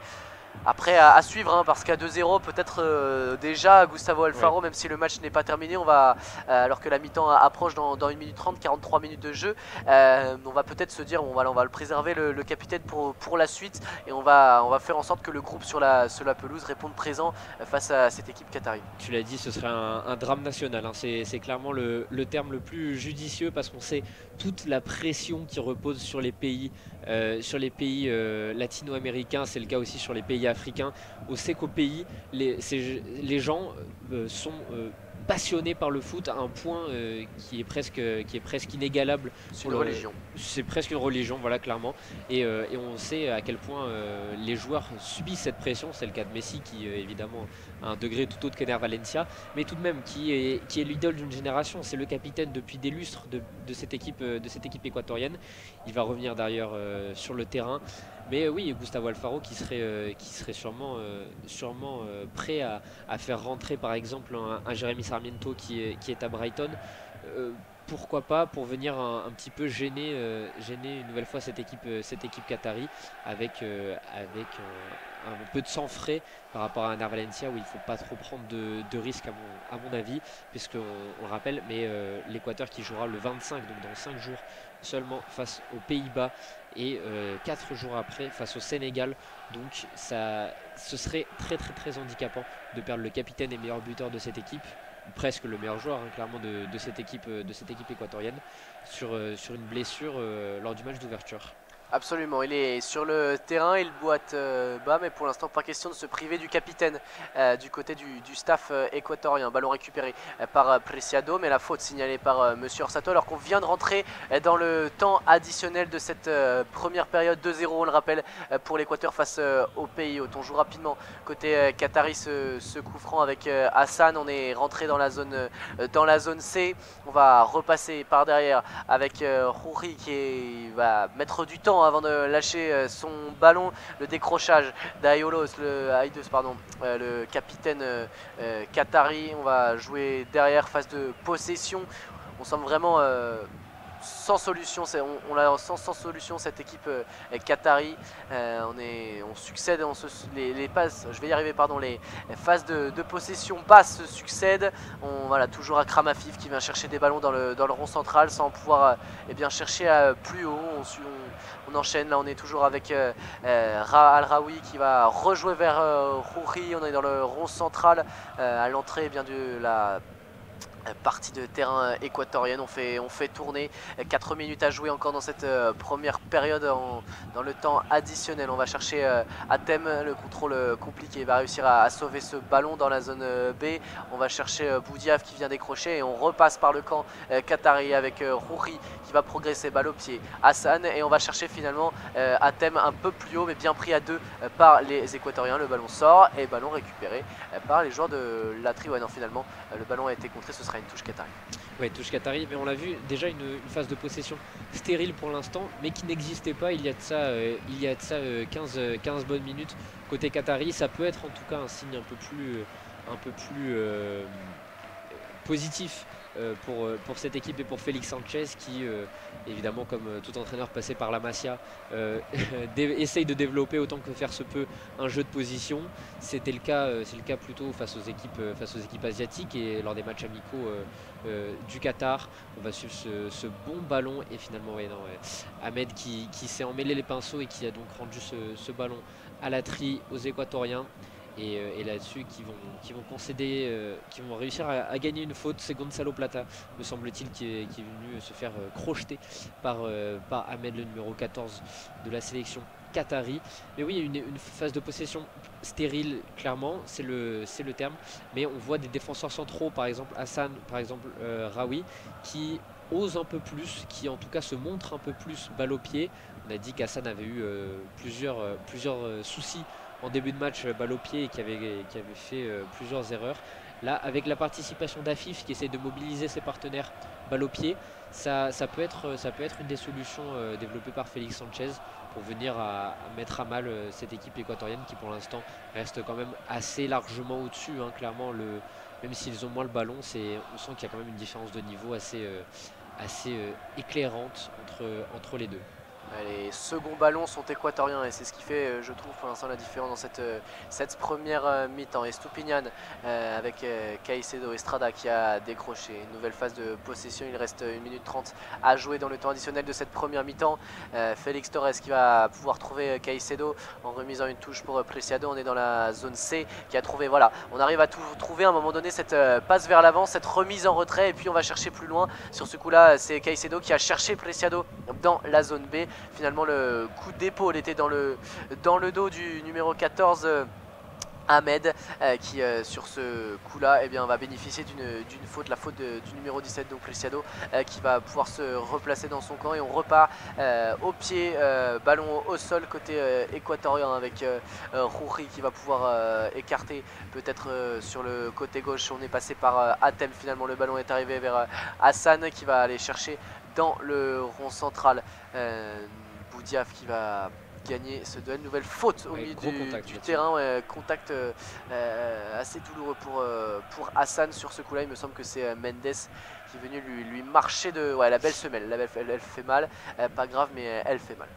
Ouais, le Mendes qui vient avec son pied droit appuyer clairement avec son crampon sur le pied gauche de Hassan qui va s'en relever sans trop de difficulté, mais c'est vrai que sur le moment ça peut faire mal. Alors qu'on retrouve Pedro Miguel maintenant dans la zone D, le numéro 10 El Aidos, le très bon centre, et Almouezali qui a pas su cadrer cette tête. Il était tout seul, Almouezali. Superbe centre de El Aidos, le numéro 10 et capitaine de cette équipe qatari qui avait été très très bien trouvé par Pedro Miguel. Et superbe centre, il semblait un peu hors jeu Almouezali, peut-être ce qui va être signalé par Daniel Orsato. Dans tous les cas, le ballon va être rendu aux Équatoriens, mais j'insiste une nouvelle fois, superbe centre de El Aidos qui est venu chercher Almouezali, et ce sera une mi-temps là-dessus. L'arbitre qui va renvoyer les 22 acteurs au vestiaire. On voit d'entrée Ener Valencia qui vient remobiliser ses joueurs. On sent qu'il n'a pas envie clairement que le Qatar revienne dans cette situation. C'est évident que de le dire. Et cette dernière situation avec El Aidos qui montre peut-être que le Qatar a encore des armes pour venir embêter cette défense équatorienne qui jusqu'ici l'Équateur n'a pas été mis en grande difficulté.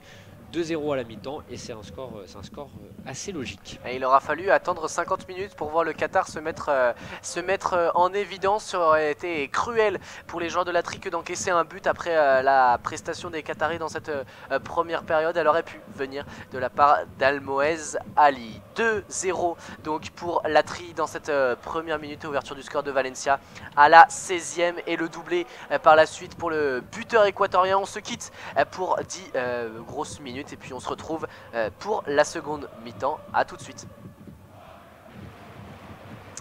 De retour pour cette seconde mi-temps entre le Qatar et l'Équateur. Ce match d'ouverture de la Coupe du Monde 2022. L'Équateur mène fort logiquement 2-0.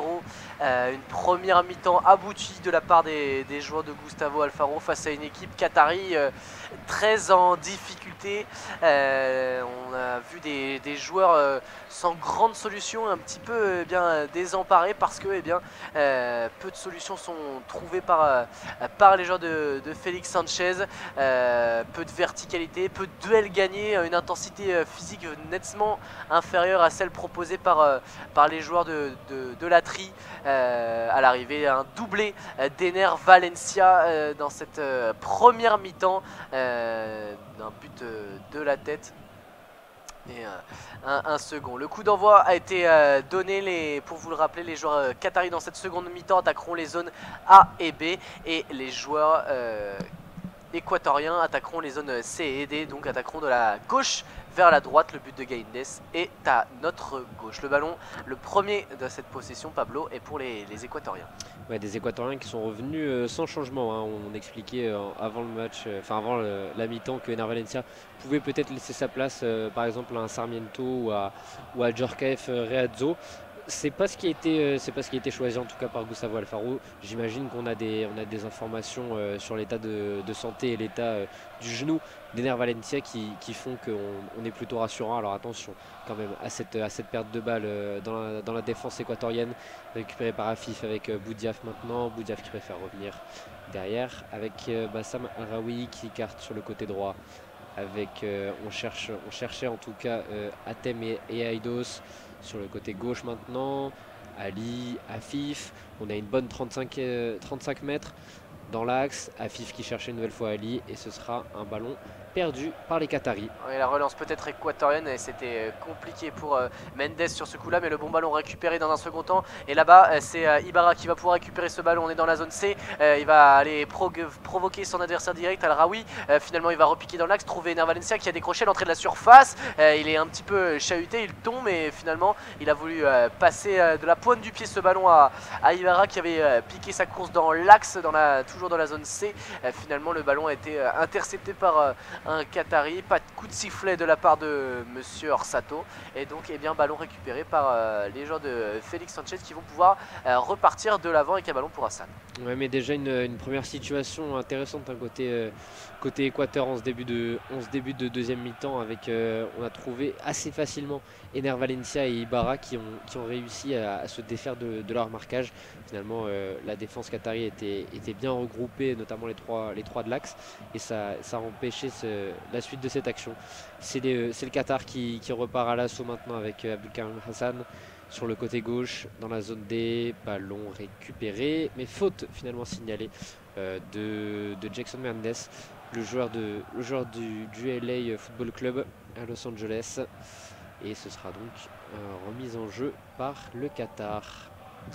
Ballon pour Rouvé qui sur ce coup là va chercher Al Raoui. On est dans le camp qatari entre cette zone C et D. Schéma de passe qu'on a vu déjà beaucoup en première mi-temps, des trois défenseurs centraux, Hassan, Rouri et Al Raoui, sans solution véritablement de trouver de l'avant des joueurs qui peuvent se mettre en situation évidente. Là on est avec Ahmed qui va trouver Afif qui décroche beaucoup, qui a réussi à ce petit pont là sur Ener Valencia pour conserver ce ballon. On est de l'autre côté, peut-être un décalage pour Al Raoui qui va chercher la longue diagonale de la zone C à la zone A, et finalement le ballon va sortir en 6 mètres puisque le ballon n'était pas bien adressé.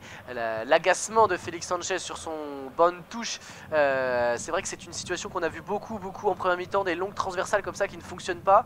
Sans doute qu'on a donné la consigne à la mi-temps de peut-être freiner un petit peu sur ces situations là, et sur ce coup là il me semble que c'était Al Raoui qui a adressé cette mauvaise transversale. Ballon récupéré facilement par les Équatoriens, et Gaïndes qui va pouvoir faire ce 6 mètres. Oui, c'est dommage parce que Al Raoui avait pas mal de place pour peut-être aller provoquer un peu plus balle au pied, et ça a été finalement un ballon perdu et rendu donc aux Équatoriens qui n'en feront rien à la suite de ce 6 mètres, de ce renvoi de Galindes.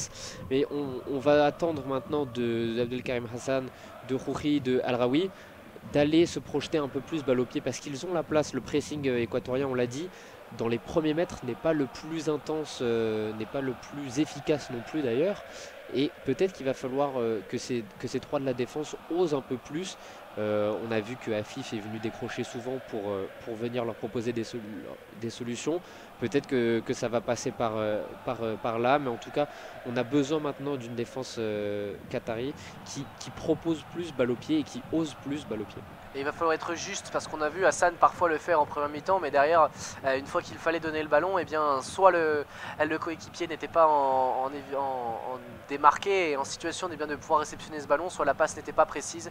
Donc voilà, il va falloir mettre plus d'intensité, plus d'engagement, plus d'audace peut-être aussi, mais aussi beaucoup de justesse, parce que c'est ce qui fait des fois cette équipe qatari. Principalement dans cette grosse 50 minutes de jeu passé désormais. 2-0 pour l'Équateur, on le rappelle, le beau geste sur ce coup là de Ibarra sur ce coup là qui a pu trôner à Estrada, et finalement l'interception d'Hassan, il était dans la zone C, il est rentré dans la surface de réparation, et finalement ballon intercepté par Hassan, qui est quand même, je trouve, le défenseur le plus présent dans cette charnière centrale, qui vient couper les situations un petit peu chaudes, même si balle au pied c'est plus compliqué. Voilà, défensivement c'est celui qui répond le plus présent. Ballon récupéré par les Qataris, on est dans la zone D. Oui, c'est le plus expérimenté, hein, Hassan. Donc il a l'habitude aussi de ce genre de situation, ce genre de ballon un peu perdu. Personne ne sait exactement vers qui se tourner. Hassan, on l'a dit, balle au pied c'est plus compliqué. Mais par contre sur des situations comme ça, il peut sortir et venir intercepter, venir bloquer cette situation. Après un superbe geste de Ibarra qui avait trouvé Estrada. Et c'est d'ailleurs lui qui vient récupérer ce ballon avec Ibarra maintenant sur le côté gauche dans la zone C. Il va pouvoir chercher Stupinian, et Stupinian qui lui remet, le ballon est un peu long, et ce sera Al Raoui qui s'interpose et qui récupère ce ballon. Ballon rendu aussi rapidement à Jackson Mendes et Moises Caicedo avec Preciado. Le centre, ouais, là c'était un centre-tir qui va largement au-dessus des buts de Saad Al-Shib, qui vont se perdre dans les travées du Al Bayt Stadium. Voilà. Il a semblé un petit peu indécis au moment de déclencher cette frappe. Preciado, il a jeté un coup d'œil dans la surface, vu qu'il n'y avait personne, il a tenté sa chance depuis les 30 mètres. Ça s'est largement envolé dans les tribunes de l'Al Bayt Stadium. On était au niveau de la zone D, à 45 degrés à peu près du but, à l'angle de la surface de réparation. Ballon dans les pieds, Qatari avec Hassan dans la zone D, pardon. On est toujours en possession du ballon avec Boudia qui a donné en retrait, mis sous pression. Rouri qui est obligé de dégager, et ce ballon va être récupéré par Félix Torres, qui va lui aussi dégager un petit peu n'importe comment, mais hors jeu commis par Ali, qui sera sanctionné par Monsieur Orsato et son assistant. Ce sera donc eh bien un renvoi en faveur des Équatoriens, et encore une fois voilà, c'est un symbole un petit peu de cette difficulté à être transcendant côté qatari. Et là c'est sur un ballon de possession pour les joueurs en Bordeaux, et Ali traîne derrière la défense centrale équatorienne. C'est assez surprenant. Très bon ballon récupéré par Estrada sur ce coup là, qui se défait d'un très beau dribble de la défense. Le centre, il était très bon en direction de la surface de réparation. Il y avait de la présence côté équatorien, notamment la présence d'Estrada. C'était au départ c'était Plata qui avait fait ce bon déboulé sur le côté gauche dans la zone C, double dribble, double contact, et finalement le centre au point de pénalty en direction d'Estrada et Valencia, qui se sont gênés un petit peu dans la même zone de démarquage finalement, et personne n'a pu reprendre ce ballon qui a filé dans la zone D, et touche à suivre pour les Qataris. Oui, Estrada et Valencia qui ne savaient pas vraiment lequel des deux devrait jouer ce ballon, et du coup qui l'ont laissé passer tout simplement. Pour revenir à une situation qu'on a vue un peu précédemment avec un Ali qui était une nouvelle fois en position de hors-jeu, à l'origine même de cette action, on a Boudiaf qui se retrouve assez seul et qui panique dos au jeu et qui renvoie vers sa défense, et c'est Al Raoui, me semble-t-il, qui avait ensuite allongé vers Ali. Boudiaf, on sent qu'il est souvent dos au jeu, au cœur dans un rôle de 6 un peu simplifié, et il a du mal à se tourner, à s'orienter vers le jeu, et donc ça fait plusieurs fois qu'il est obligé de revenir par sa défense alors que le jeu appelait autre chose. Peut-être que ça va être un changement de Félix Sanchez à faire pour Boudiaf, par exemple simplement Alaidos qui pourrait revenir dans un rôle un peu plus axial. En tout cas, ça pénalise le Qatar dans le développement de son jeu depuis le début de ce match. Et en revenant sur l'action équatorienne, là on a vu par exemple ce que ça fait d'avoir un joueur percutant comme Gonzalo Plata qui est venu se défaire du marquage de 3 défenseurs qataris sans aucun souci.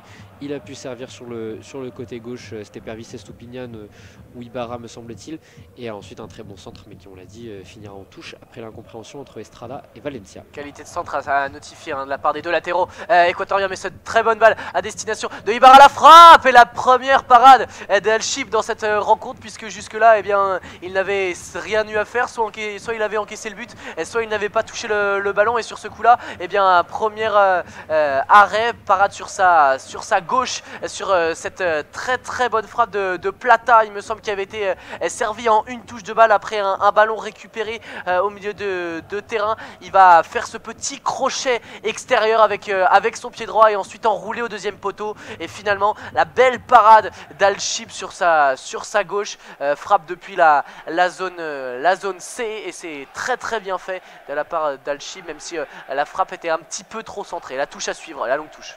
Ouais, avec Preciado qui cherchait une nouvelle fois Ener Valencia, on le sait, c'est lui qui est cherché tout le temps sur ce genre de situation, et ça a finalement été récupéré par la défense qatari, et Afif là-dessus qui a subi une très grosse faute de Jackson Mendes. Donc on va revenir à cette faute. Carton jaune pour Jackson Mendes, qui vient avec son pied gauche, qui vient appuyer sa semelle comme c'est pas permis sur la jambe droite de Afif. Ça peut faire très mal à Akram Afif, la star de l'équipe d'Al-Sadd et de l'équipe évidemment du Qatar. Il se relève sans trop de difficulté en boitillant légèrement. Et Jackson Mendes là-dessus qui est venu clairement en retard pour venir faire cette faute sur Afif. Il n'y avait peut-être pas besoin de faire cette faute, c'est dommage. Peut-être que les Équatoriens auraient pu récupérer ce ballon assez haut. Et en tout cas, ça donnera un peu plus de temps aux Qataris pour se relancer, avec Abdelkarim Hassan sur le côté gauche. Longue transversale qui cherche Pedro Miguel. Pedro Miguel, le bon contrôle. Et ce sera récupéré finalement par Ibarra sur le côté gauche dans la zone A. Dans la zone B plutôt, avec Félix Torres maintenant qui contraint lui aussi d'envoyer un long ballon. Félix Mendes, le ballon, et ouais, non, ce sera du n'importe quoi là-dessus. Et touche équatorienne, les Qataris qui n'ont pas réussi à se dégager proprement, et donc touche rapidement jouée avec Piero Hincapié qui retrouve Jackson Mendes dans cette position de troisième central, comme on l'avait dit. Une fois le ballon récupéré, il vient proposer ses services à Hincapié et Torres, et Jackson Mendes maintenant qui peut décaler sur le côté gauche dans la zone B. Pervis Estupiñán, il a un peu mis en difficulté avec Pedro Miguel qui monte. On l'a dit, c'était une des clés de Félix Sanchez, ces deux pistons qui montent assez haut. On l'a plutôt peu vu en première mi-temps, peut-être l'une des possibilités pour le Qatar en seconde. Allez, ballon pour Estupiñán sur le côté gauche. On est dans la zone B, phase de possession pour la tri dans son camp. Mendes va donner une bonne passe à l'intérieur pour Plata qui a décroché, c'est recentré. Gonzalo Plata très présent en première mi-temps dans la percussion, qui là vient se placer même en position de relayeur pour toucher des ballons, et sur ce coup là il obtient une faute, la semelle qui traîne de la part d'Atem, fautif sur ce coup là. Ouais, c'est encore une vilaine faute au niveau du tibia. Ça va donner un coup franc aux Équatoriens qui gèrent le rythme dans cette seconde mi-temps. 58 minutes de jeu, toujours 2-0 pour les hommes de Gustavo Alfaro. Ballon pour Ibarra qui va jouer derrière avec Caicedo et Estupiñán. On joue à 3, on fait courir les Qataris sur cette phase de jeu. Bien joué Hincapié qui va chercher à l'opposé Félix Torres avec son latéral Preciado qui va pouvoir rejouer derrière avec Félix Torres. Voilà, on fait tourner, on est toujours dans le camp équatorien. On attend que le bloc qatari sorte un petit peu et qu'on trouve les espaces, des passes vers l'avant. Peut-être ici avec Caicedo qui rejoue avec Estupiñán. Il y avait le départ d'Hincapié qui s'était projeté sur ce coup là. finalement on a repassé de l'autre côté avec Félix Torres qui dans la zone B va pouvoir trouver une longue transversale à destination de personne si ce n'est Al-Shib dans la zone C, dans sa surface de réparation. Dommage que cette longue phase de possession se termine ainsi côté équatorien. Ouais, l'Équateur qui revient à ses vieux démons du début de match, une possession un peu stérile et ensuite on balance un long ballon en cherchant Estrada et Valencia. Alors en première mi-temps on a vu que sur certains duels ça pouvait être intéressant, notamment au vu des seconds ballons, puisque les duels aériens sont plutôt remportés par les Qataris, mais c'est les seconds ballons qui sont récupérés ensuite par l'Équateur. Et finalement là-dessus ça ne donnera rien si ce n'est un renvoi vers le gardien qatari El-Shib qui a ensuite trouvé sur le côté gauche Afif, et ce sera une touche notamment pour récupérer là-dessus par les Qataris, alors que Preciado semble s'être fait mal au bas du dos, à la cuisse même, la cuisse gauche, le numéro 17 de la tri qui a demandé de suite à ce que le staff médical rentre pour lui prodiguer des soins. Ouais, et on part à l'échauffement du côté de l'Équateur, avec notamment le numéro 14 Arriaga, le défenseur de Seattle, Xavier Arriaga, 28 ans, et qui va peut-être venir remplacer Preciado qui se touche le genou, alors que les soins lui sont prodigués actuellement par le staff. Daniele Orsato qui...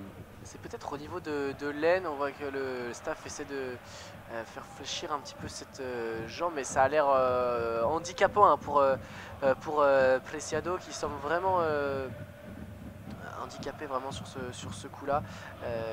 Difficulté à plier la jambe, on n'a pas vraiment vu si c'était sur un coup, mais ça semble plutôt tout seul sur un mauvais mouvement que le latéral droit s'est blessé sur ce coup-là. Pour l'instant on joue à 10 côté équatorien, puisque le jeu a repris avec le ballon dans les pieds de Boudiaf. Toujours est-il que l'Équateur va devoir tenir le temps qu'on décide soit de faire un changement, soit de faire rentrer Preciado, qui semble se diriger vers le 4e arbitre et va peut-être faire sa rentrée. En attendant, Hassan donne un long ballon dans la surface de réparation, et le bon engagement sur ce coup-là de Pedro Miguel qui a devancé Estupiñán sur ce coup-là. C'est une des rares fois où il a gagné son duel face au latéral gauche de Brighton équatorien, et là sur ce coup-là il est venu de très très loin depuis la zone B. Il a smatché cette tête trop croisée. Elle est très très belle cette tête, dommage qu'elle n'attrape pas le cadre du but de Galindes. C'est le deuxième, peut-être même le premier tir de l'Équateur, du Qatar dans cette rencontre. Il y avait eu cette opportunité juste avant la fin de la première mi-temps pour Alaido, ce bon centre en direction de Al-Mouezali, et finalement il me semble que il avait peut-être touché ce ballon, on a peut-être considéré ça comme un tir, mais en tout cas il me semble que ce sont les deux seules opportunités que les Qataris ont pu se mettre sous la dent et tenter via ces actions, mettre en danger Galindes. En tout cas, toujours 2-0 pour l'Équateur après 62 minutes de jeu, ballon dans les pieds qataris. Ouais, en tout cas c'était les plus dangereuses, et clairement, et si ce n'est tu le disais, les seules, en tout cas les plus percutantes, et une très belle course de Pedro Miguel qui était parti, tu l'as dit, du haut de sa zone pour venir couper ce centre d'Abdulkarim Hassan, me semble-t-il, et les Qataris qui repartent à l'attaque. Une nouvelle fois on cherche Pedro Miguel sur un long ballon, là il se gêne avec Al-Mouezali, et ce sera une position de hors-jeu du numéro 19 une nouvelle fois qui vient stopper net cette action. C'est dommage parce qu'on aurait pu voir autre chose là-dessus. Il y avait la place pour que les joueurs proposent autre chose dans le camp équatorien. Et finalement ce sera un ballon récupéré donc par la tri, et notamment Piero Hincapié qui semble vouloir dégager plutôt loin. Non, il laisse finalement à Herman Galindes qui va se charger de ce renvoi. Ouais, on est dans la zone B, le long dégagement vers la zone C, vers Estrada qui s'est bien placé.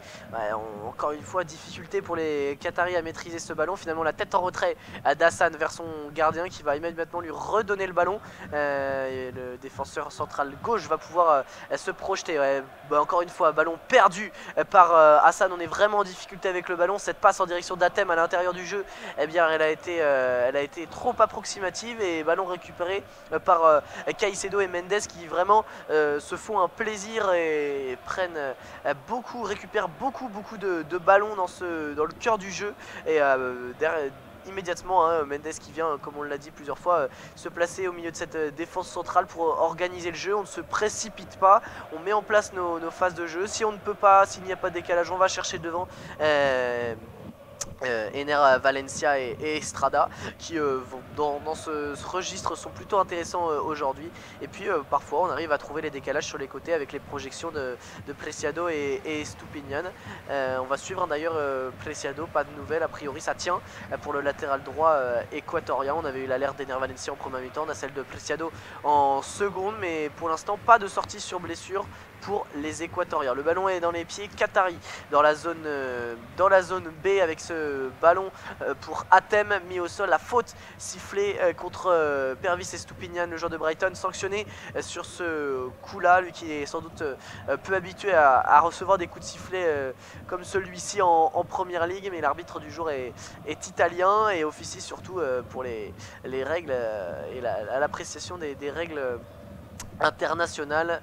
Allez, la touche, la remise en jeu, elle est pour Pedro Miguel. Elle a bien joué la remise en une touche de Boudia. Finalement, le ballon a été perdu et ça va aller ce dégagement équatorien jusqu'à Al-Shib qui va pouvoir remettre en place le jeu qatari.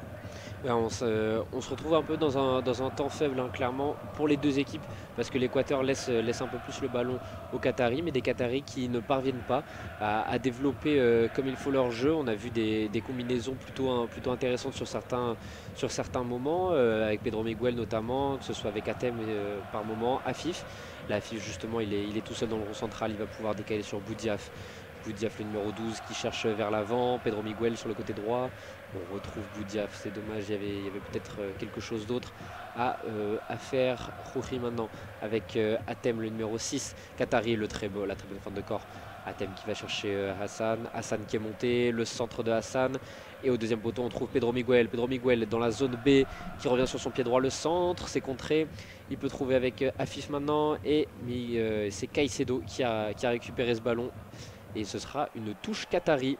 Alors que c'est bien Sarmiento qui va rentrer à la place probablement d'un des deux devant, Estrada ou Valencia. Valencia qui s'est touché, on l'a dit, plusieurs fois la jambe au cours de cette rencontre à la 66e minute. Sarmiento qui va donc faire son entrée. Jérémy Sarmiento, lui aussi de Brighton, hein, comme Estupiñán et Caicedo. Une filière équatorienne qui se développe de plus en plus à Brighton.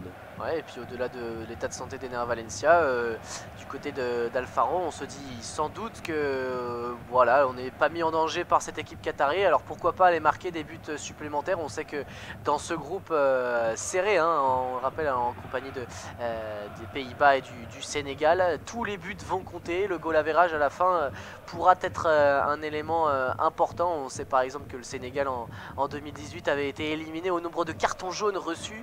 Ils avaient fini 3e pour cette raison. Voilà, ce serait cruel de devoir passer par un tel scénario à nouveau dans ce groupe. Et donc côté équatorien, on va chercher à mettre un petit peu de dynamisme. Tu l'as dit Pablo, on est dans un temps faible. Et donc à cette 67e minute de jeu, l'entrée de Sarmiento devant pour mettre un petit peu de jus supplémentaire, peut-être apporter quelque chose de différent.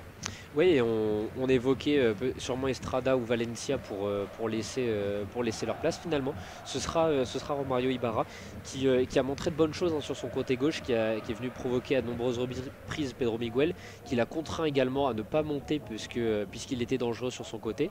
Et finalement, on va voir si Jérémy Sarmiento va pouvoir profiter un peu de cette défense qatari qui a subi 65 minutes qui a été mise à contribution pendant tout ce temps-là. Voir si Jérémy Sarmiento va pouvoir profiter un peu de l'état de fatigue ambiant dans cette partie pour venir pimenter un peu la fin de rencontre et pour venir, pourquoi pas, inscrire un troisième but pour l'Équateur. Ouais, très bien fait là ce qu'on a vu dans le cœur du jeu entre Estrada et Plata pardon, sur ce coup là les deux talonnades derrière, ça a donné une opportunité intéressante finalement. Ballon intercepté dans la zone D par Hassan, mais une nouvelle fois ballon récupéré par les Équatoriens assez haut sur le terrain. On est toujours dans cette zone D avec Félix Torres qui va pouvoir trouver Caicedo, se mettre face au jeu, et Ener Valencia qui a décroché, qui se rend disponible, va trouver sur le côté droit Plata qui va pouvoir aller provoquer son vis-à-vis. Il va rentrer sur son pied gauche, la passe pour Valencia un petit peu dans le dos de l'attaquant équatorien qui sur ce coup là n'a pas pu se saisir de ce ballon dans la surface de réparation. C'était intéressant une nouvelle fois ce que Plata avait proposé. On va allonger du côté de Félix Torres puisqu'on avait joué un long ballon côté Qatari. Bien joué Boudiaf là peut-être, qui a trouvé une solution intéressante avec sur le côté droit Ahmed qui était trouvé au niveau des 40 mètres. On est dans la zone A, on va peut-être pouvoir enfin mettre de la présence dans la zone offensive, mais non, bon ballon récupéré par l'entrant Sarmiento qui va pouvoir écarter sur le côté gauche. C'est Estupiñán qui se projette immédiatement. On est au niveau du milieu de terrain dans cette zone C. Caicedo, la petite poussette par derrière de Aidos, le capitaine qatari. 70 minutes de jeu, toujours 2-0 pour l'Équateur qui a remis un petit peu de rythme sur les 2 dernières minutes.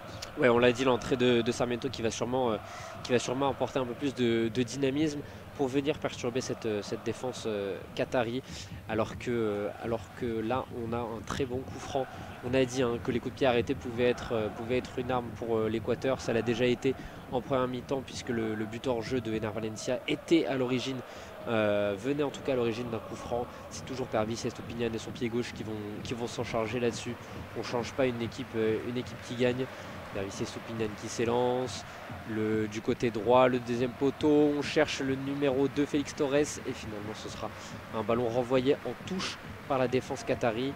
Un coup franc qui finalement donnera rien, mais on sait que Preciado aime jouer long ses touches et ça pourrait apporter du danger, alors qu'un changement qatari se propose. Double changement du côté de l'équipe qatari avec la sortie du capitaine Alaïdos. Pour revenir sur la situation d'avant. Le coup franc sur le même schéma que tous les autres coups francs joués par le passé, ces trajectoires sortant de l'entrée de Mohamed Ouad à la place de Alaïdos, également la sortie d'Almoez Ali à la place de Muntari qui va faire sa rentrée à la pointe de l'attaque, le numéro 9 qatari avec un profil un petit peu similaire, un profil encore plus longiligne devant qui va essayer de mettre un petit peu d'impact sur cette défense. On a joué la touche longue comme tu l'as dit Pablo avec Preciado, finalement le ballon a été récupéré au deuxième poteau après des déviations défensives par Estupiñán. On est dans la zone C, le ballon pour Sarmiento qui tente de provoquer Atem et finalement le coup franc récupéré par Sarmiento qui est fini par tomber au sol, déséquilibré par Pedro Miguel, le latéral droit de cette équipe qatari. Ça va donner un nouveau coup franc intéressant pour les Équatoriens avec probablement la patte gauche de Estupiñán qui va se présenter face au ballon, à voir si on va chercher une trajectoire un petit peu plus brossée contrairement aux autres coups francs, parce que là on est vraiment sur la continuité de la ligne de la surface de réparation dans cette zone C, trajectoire toujours sortante puisque en regardant le but d'Al-Shib, eh bien on tire de la gauche vers la droite de cette zone B, donc de cette zone C pardon, vers cette zone D.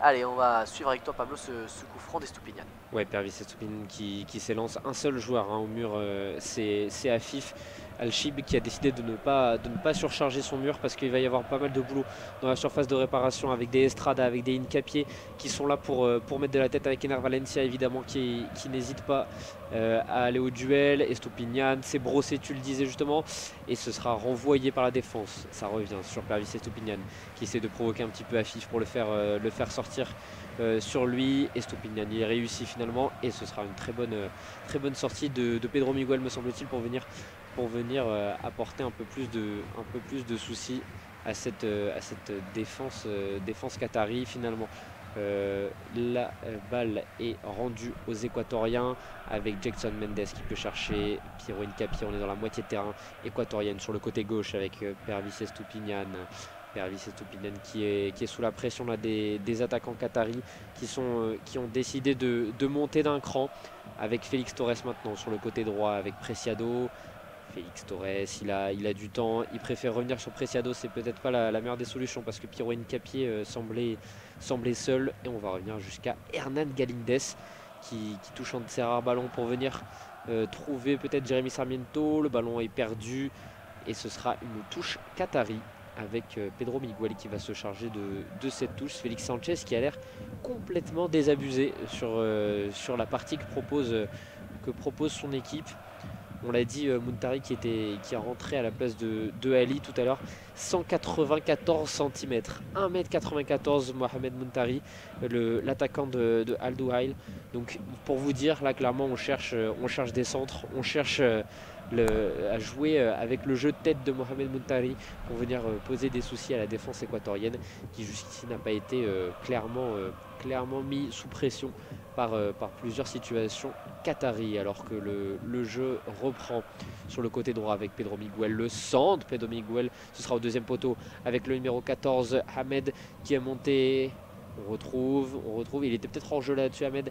Afif à une bonne trentaine de mètres, la frappe de Afif, ça passera au-dessus des buts de Galíndez. Mais une équipe qatari qu'on sent de plus en plus remontée, de plus en plus haute et de plus en plus dangereuse sur les buts de Hernan Galíndez. À voir si les changements Muntari et Mohamed Wade vont continuer d'apporter ce surnombre en tout cas dans la moitié de terrain équatorienne.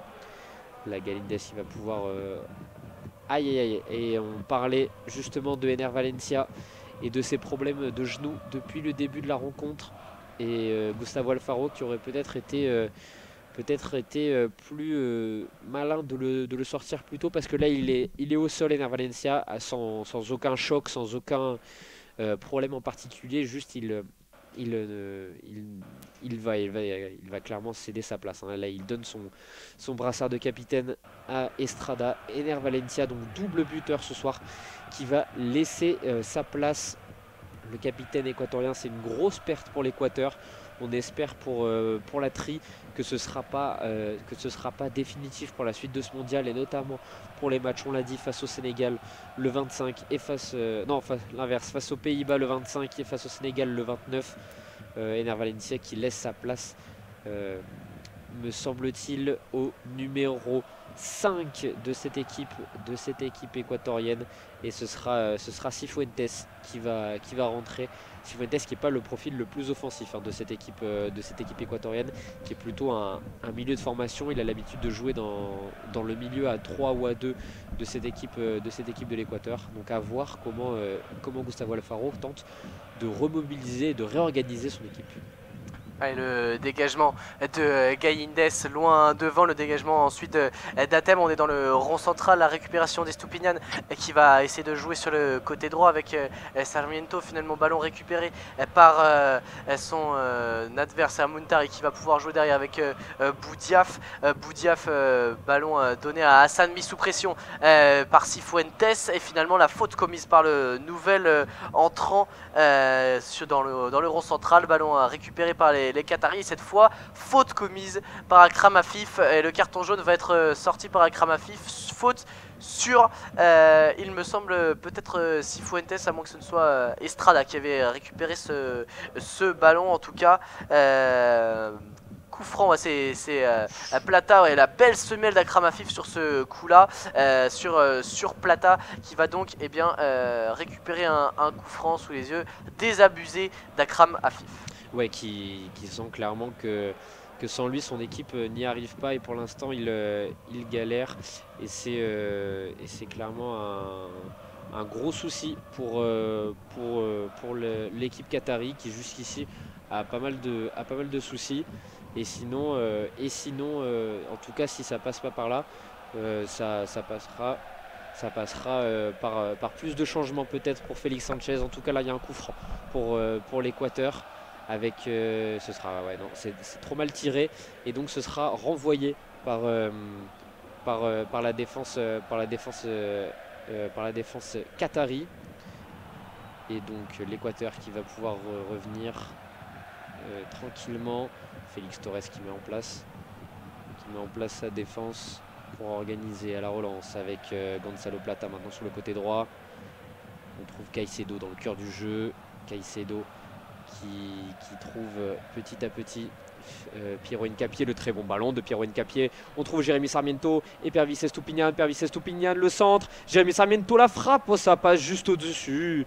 Oh, ça passe juste au-dessus des buts de Al-Shib. Ouais, le positionnement de Jérémy Sarmiento qui est sûrement sanctionné par l'arbitre. Ouais, il est légèrement en jeu. C'est dommage, s'il avait laissé ce ballon à Pervis Estupiñán, peut-être qu'on aurait pu assister à un but parce qu'il n'aurait pas été en jeu. Mais ça n'a rien donné, hein, finalement, cette situation du côté équatorien. Et ce sera une relance pour le Qatar avec Hassan notamment sur le côté gauche de la défense. On est dans la zone D. Hassan mis sous pression par Gonzalo Plata.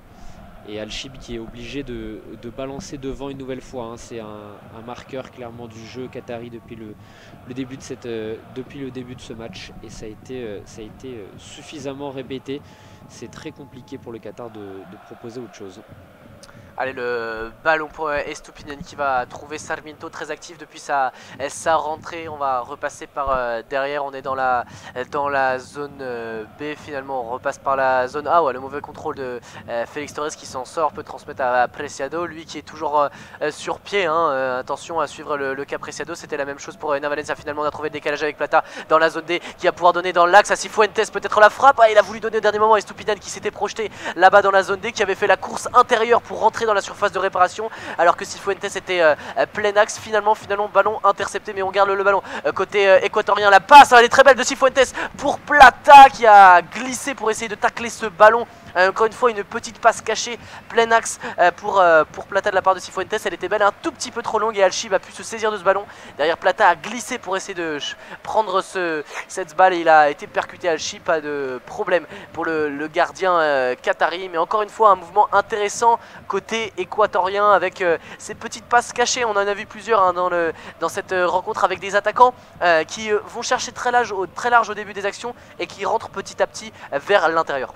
Oui, Cifuentes, on a vu là sur le peu de minutes en tout cas qu'il est rentré, on a vu d'entrée le genre de joueur que c'est, le milieu du LA Football Club lui aussi, qui sur 2 reprises est venu chercher la petite passe cachée, on l'a dit, dans le dos de la défense qatari, et la deuxième a bien failli être extrêmement dangereuse si elle n'avait pas été légèrement trop forte pour Gonzalo Plata. C'est dommage, et Gonzalo Plata qui continue de proposer en tout cas, si ce n'est les situations les plus dangereuses, en tout cas pas mal de dangers derrière pour l'équipe qatari, et ce sera une touche très bien placée que Pervis Estupiñán va essayer de jouer longue. On va suivre ça. Cifuentes qui s'est imposé sur le duel, le ballon récupéré par Preciado. On a décalé sur le côté droit Mendes qui s'est projeté dans la zone D. Finalement il conserve le ballon, pas de possibilité de centre face à Ahmed. Il a trouvé à l'intérieur du jeu le relais avec Plata, toujours très très actif, le numéro 19 de l'Équateur. Et coup franc sifflé, encore une faute un petit peu maladroite de la part des Qataris. Il me semble que c'est Ahmed sur ce coup là qui vient mettre un coup au visage à Gerson Mendes, qui vient sur ce coup là, il va rester au sol et obtenir un coup franc.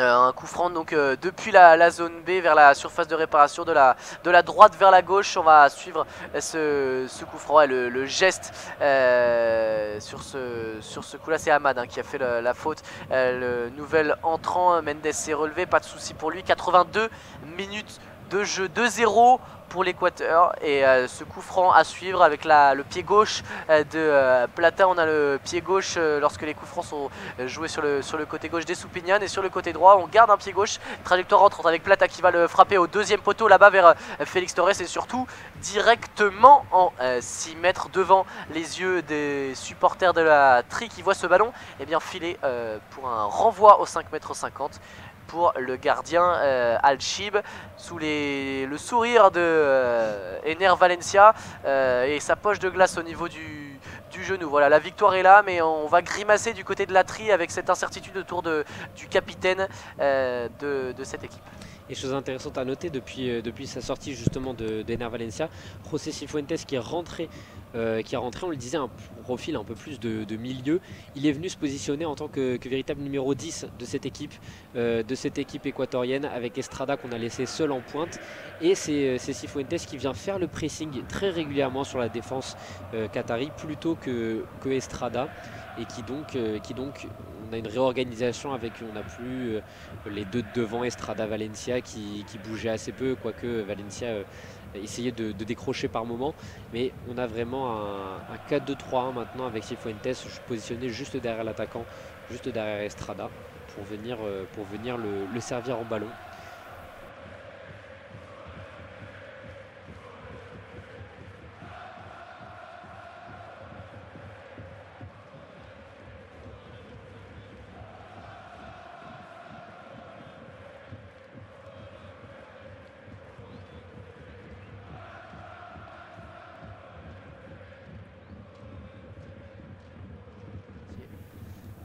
C'est bon, désolé pour cette erreur technique. On est de retour sur le jeu. 84 minutes de jeu entre le Qatar et l'Équateur. L'Équateur mène 2-0, doublé de Valencia en première période. Le score n'a pas évolué depuis. Les entrées se sont succédées, mais le scénario du match n'a pas vraiment évolué malgré un petit temps fort de la part du Qatar autour de l'heure de jeu. Depuis, eh bien, l'Équateur maîtrise. L'Équateur a apporté du sang frais et s'est montré à nouveau dangereux. Sous notamment le forcing de Sarmiento et également de Cifuentes rentré à la place d'Ener Valencia. On parlait juste avant de Cifuentes, profil assez atypique, on en parlera juste après, parce que Sarmiento a récupéré un bon ballon, va pouvoir provoquer et donner ce bon ballon en profondeur à Estrada, et il est dans la zone C. Oh, il a eu des difficultés à aller chercher ce ballon. Estrada pas très rapide, celui qui a récupéré le brassard de capitaine à la sortie de Ener Valencia. Il a eu du mal, pourtant la passe a été un petit peu longue, mais semblait eh bien recevable. Cette passe de la part de Sarmiento, on en parlait, hein, très actif sur ce coup là. Il était dans la provoqué dans la zone C, et il est remonté dans l'axe du terrain. Il a donné une bonne passe en profondeur. Attention, de l'autre côté déjà Muntari. Wow, quelle occasion, quelle occasion pour Muntari. Elle était splendide, cette frappe, le long ballon de la part venant de la charnière centrale. C'est ce qu'on a cherché à faire tout au long du match de la part du Qatar. C'est cette balle d'Al-Raoui, pas du tout attaquée, et pour une fois le ballon long était juste. Elle avait lobé Hincapié, qui sur ce coup là s'était fait avoir par la trajectoire, et derrière la bonne course de Muntari en travers depuis la zone A vers la zone B à l'angle. Il rentre à l'entrée de la surface, reprise en demi-volée instantanée en une touche de balle. Elle frôle avec la barre transversale et rebondit sur le filet du dessus du but. Superbe inspiration de la part de Muntari. On aurait déjà pu avoir l'un des buts de ce mondial à la 87e de cette première rencontre de ce match d'ouverture. Mais c'est l'occasion tout simplement la plus concrète pour les Qataris dans ce début de match. Oui, clairement, sur l'ensemble de la partie, c'est le plus dangereux. Et on retrouve une nouvelle fois les Qataris à l'assaut, avec sur le côté droit maintenant Afif qui peut centrer. Le centre est mal géré, et ce sera Galindez qui l'emporte dans les airs. On l'a dit, Mohamed Muntari qui est venu pour apporter un peu plus d'animation devant. On l'a dit, par sa taille, mais là clairement ça a été aussi par sa vitesse et par son sang-froid, son intelligence de jeu. Il n'a pas hésité une seule seconde.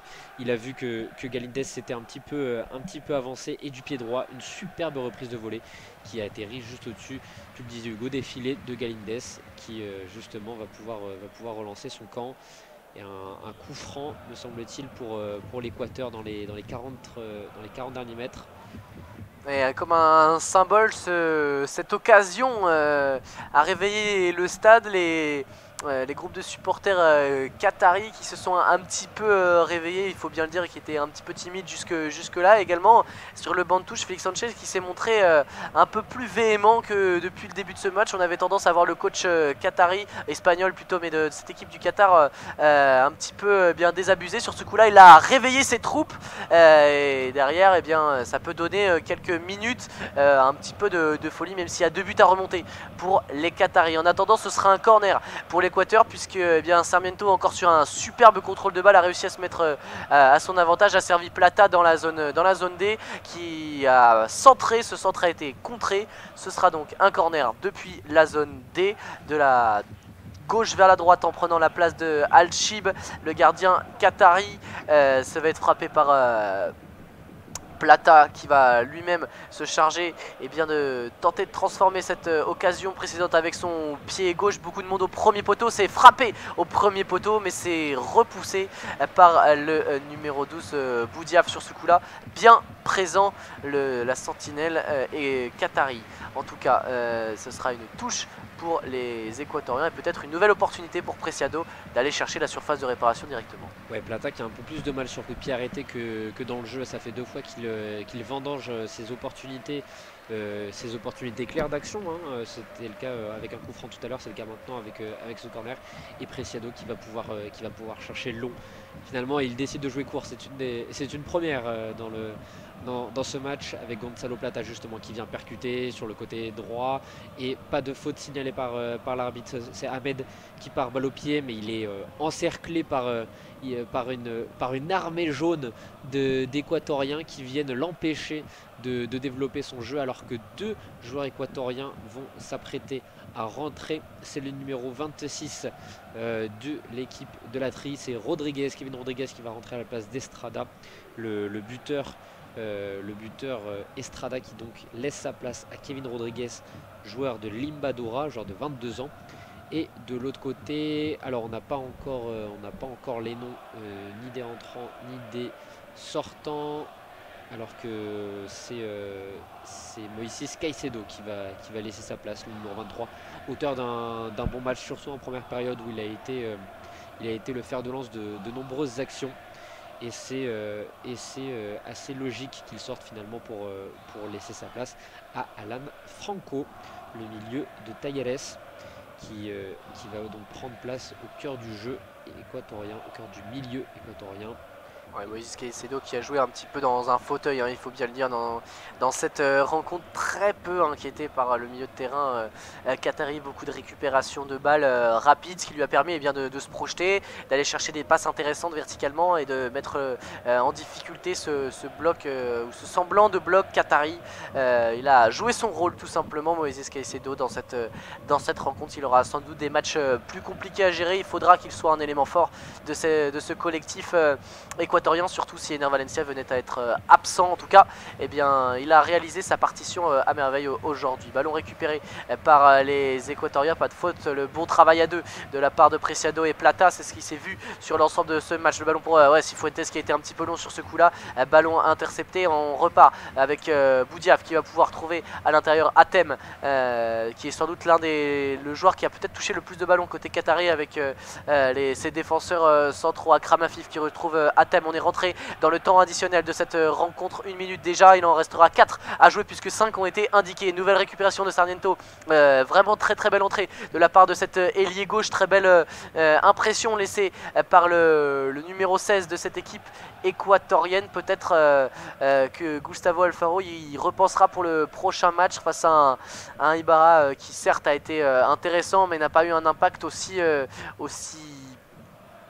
marqué que celui que Sarmiento a pu avoir, même si voilà, évidemment l'effectif en face qatari est plus fatigué puisque le match il est rentré quand le match avait bien avancé autour de la 70e minute de jeu. À voir les choix de Gustavo Alfaro pour la suite de cette compétition qui sera obligé de se réorganiser si Ener Valencia venait à être indisponible. Le ballon est dans les pieds d'Incapié qui va pouvoir jouer devant lui avec Estupiñán. 3 minutes à jouer encore dans cette rencontre, cette première rencontre de la Coupe du Monde 2022 au Qatar. Oui, on parlait de réorganisation, on l'a peut-être déjà vu, hein, la prochaine équipe alignée par Gustavo Alfaro face aux Pays-Bas, sûrement le 4-2-3-1 choisi avec quand Estrada et Cifuentes coexistaient devant. À voir si Gustavo Alfaro a trouvé cette expérience concluante sur le peu de minutes qu'on a vu. Estrada qui a donc laissé sa place à Kevin Rodriguez qui vient justement de faire une faute sur Khouri, le défenseur central de cette équipe du Qatar, qui va pouvoir relancer son équipe, mais à 2 minutes 20 de la fin de ce temps additionnel, ça apparaît évidemment impossible pour les Qataris de remonter, quoique on a vu pire et on a vu plus surprenant ces dernières années dans le foot mondial, dans le foot international. alors qu'on voit des mines déconfites chez la plupart des supporters du Qatar qui ne s'attendaient pas forcément à ce coup dur, à cette ouverture. C'est le premier match c'est le premier match, je vais y arriver, d'un pays hôte. Ce serait la première défaite en tout cas d'un pays hôte sur son premier match. Et donc c'est assez notable dans l'histoire de la Coupe du Monde. On l'a dit, cette Coupe du Monde n'est comme nulle autre.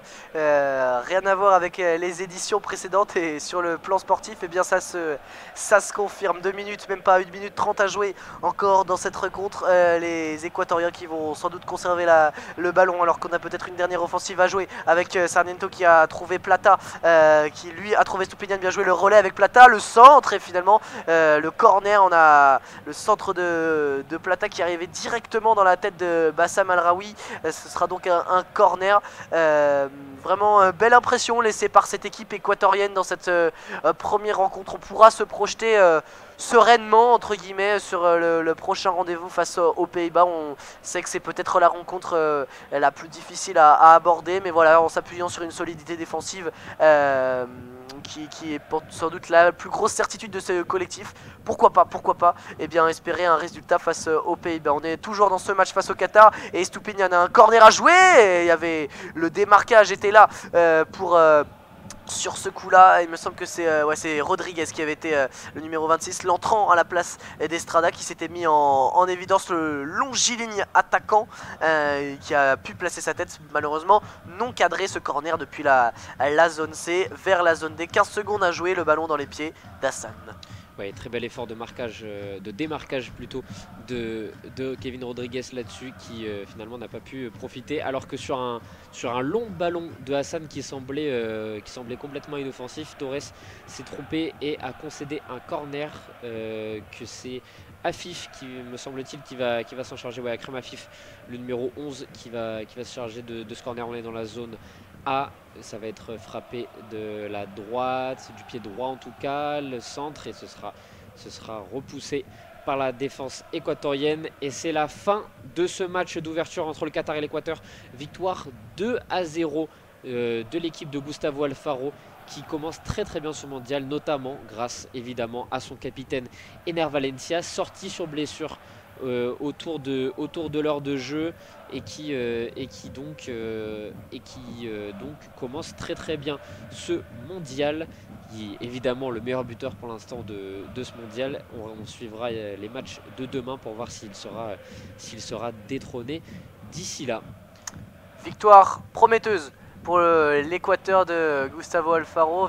Défaite inquiétante pour les joueurs de Félix Sanchez. Les Qataris devront rapidement réagir et espérer un résultat contre le Sénégal lors de leur prochaine rencontre. En tout cas, merci beaucoup de nous avoir suivis pour cette première rencontre de cette Coupe du Monde, le match d'ouverture, avec donc une victoire 2-0 de l'Équateur face au Qatar. Merci Pablo d'être à mes côtés, pour ce match. Vous pourrez retrouver dès demain les prochaines rencontres de la Coupe du Monde, avec 2 rencontres demain. Tout d'abord à 14 h, il me semble, ce sera Pays-Bas face au Sénégal. Et puis vous retrouverez également une rencontre du groupe B. En tout cas, demain, restez connectés. Laza sera présent pour vous commenter la suite de ce mondial avec grand plaisir. Bonne soirée à tous et à très vite sur les antennes de Laza. Bonne soirée.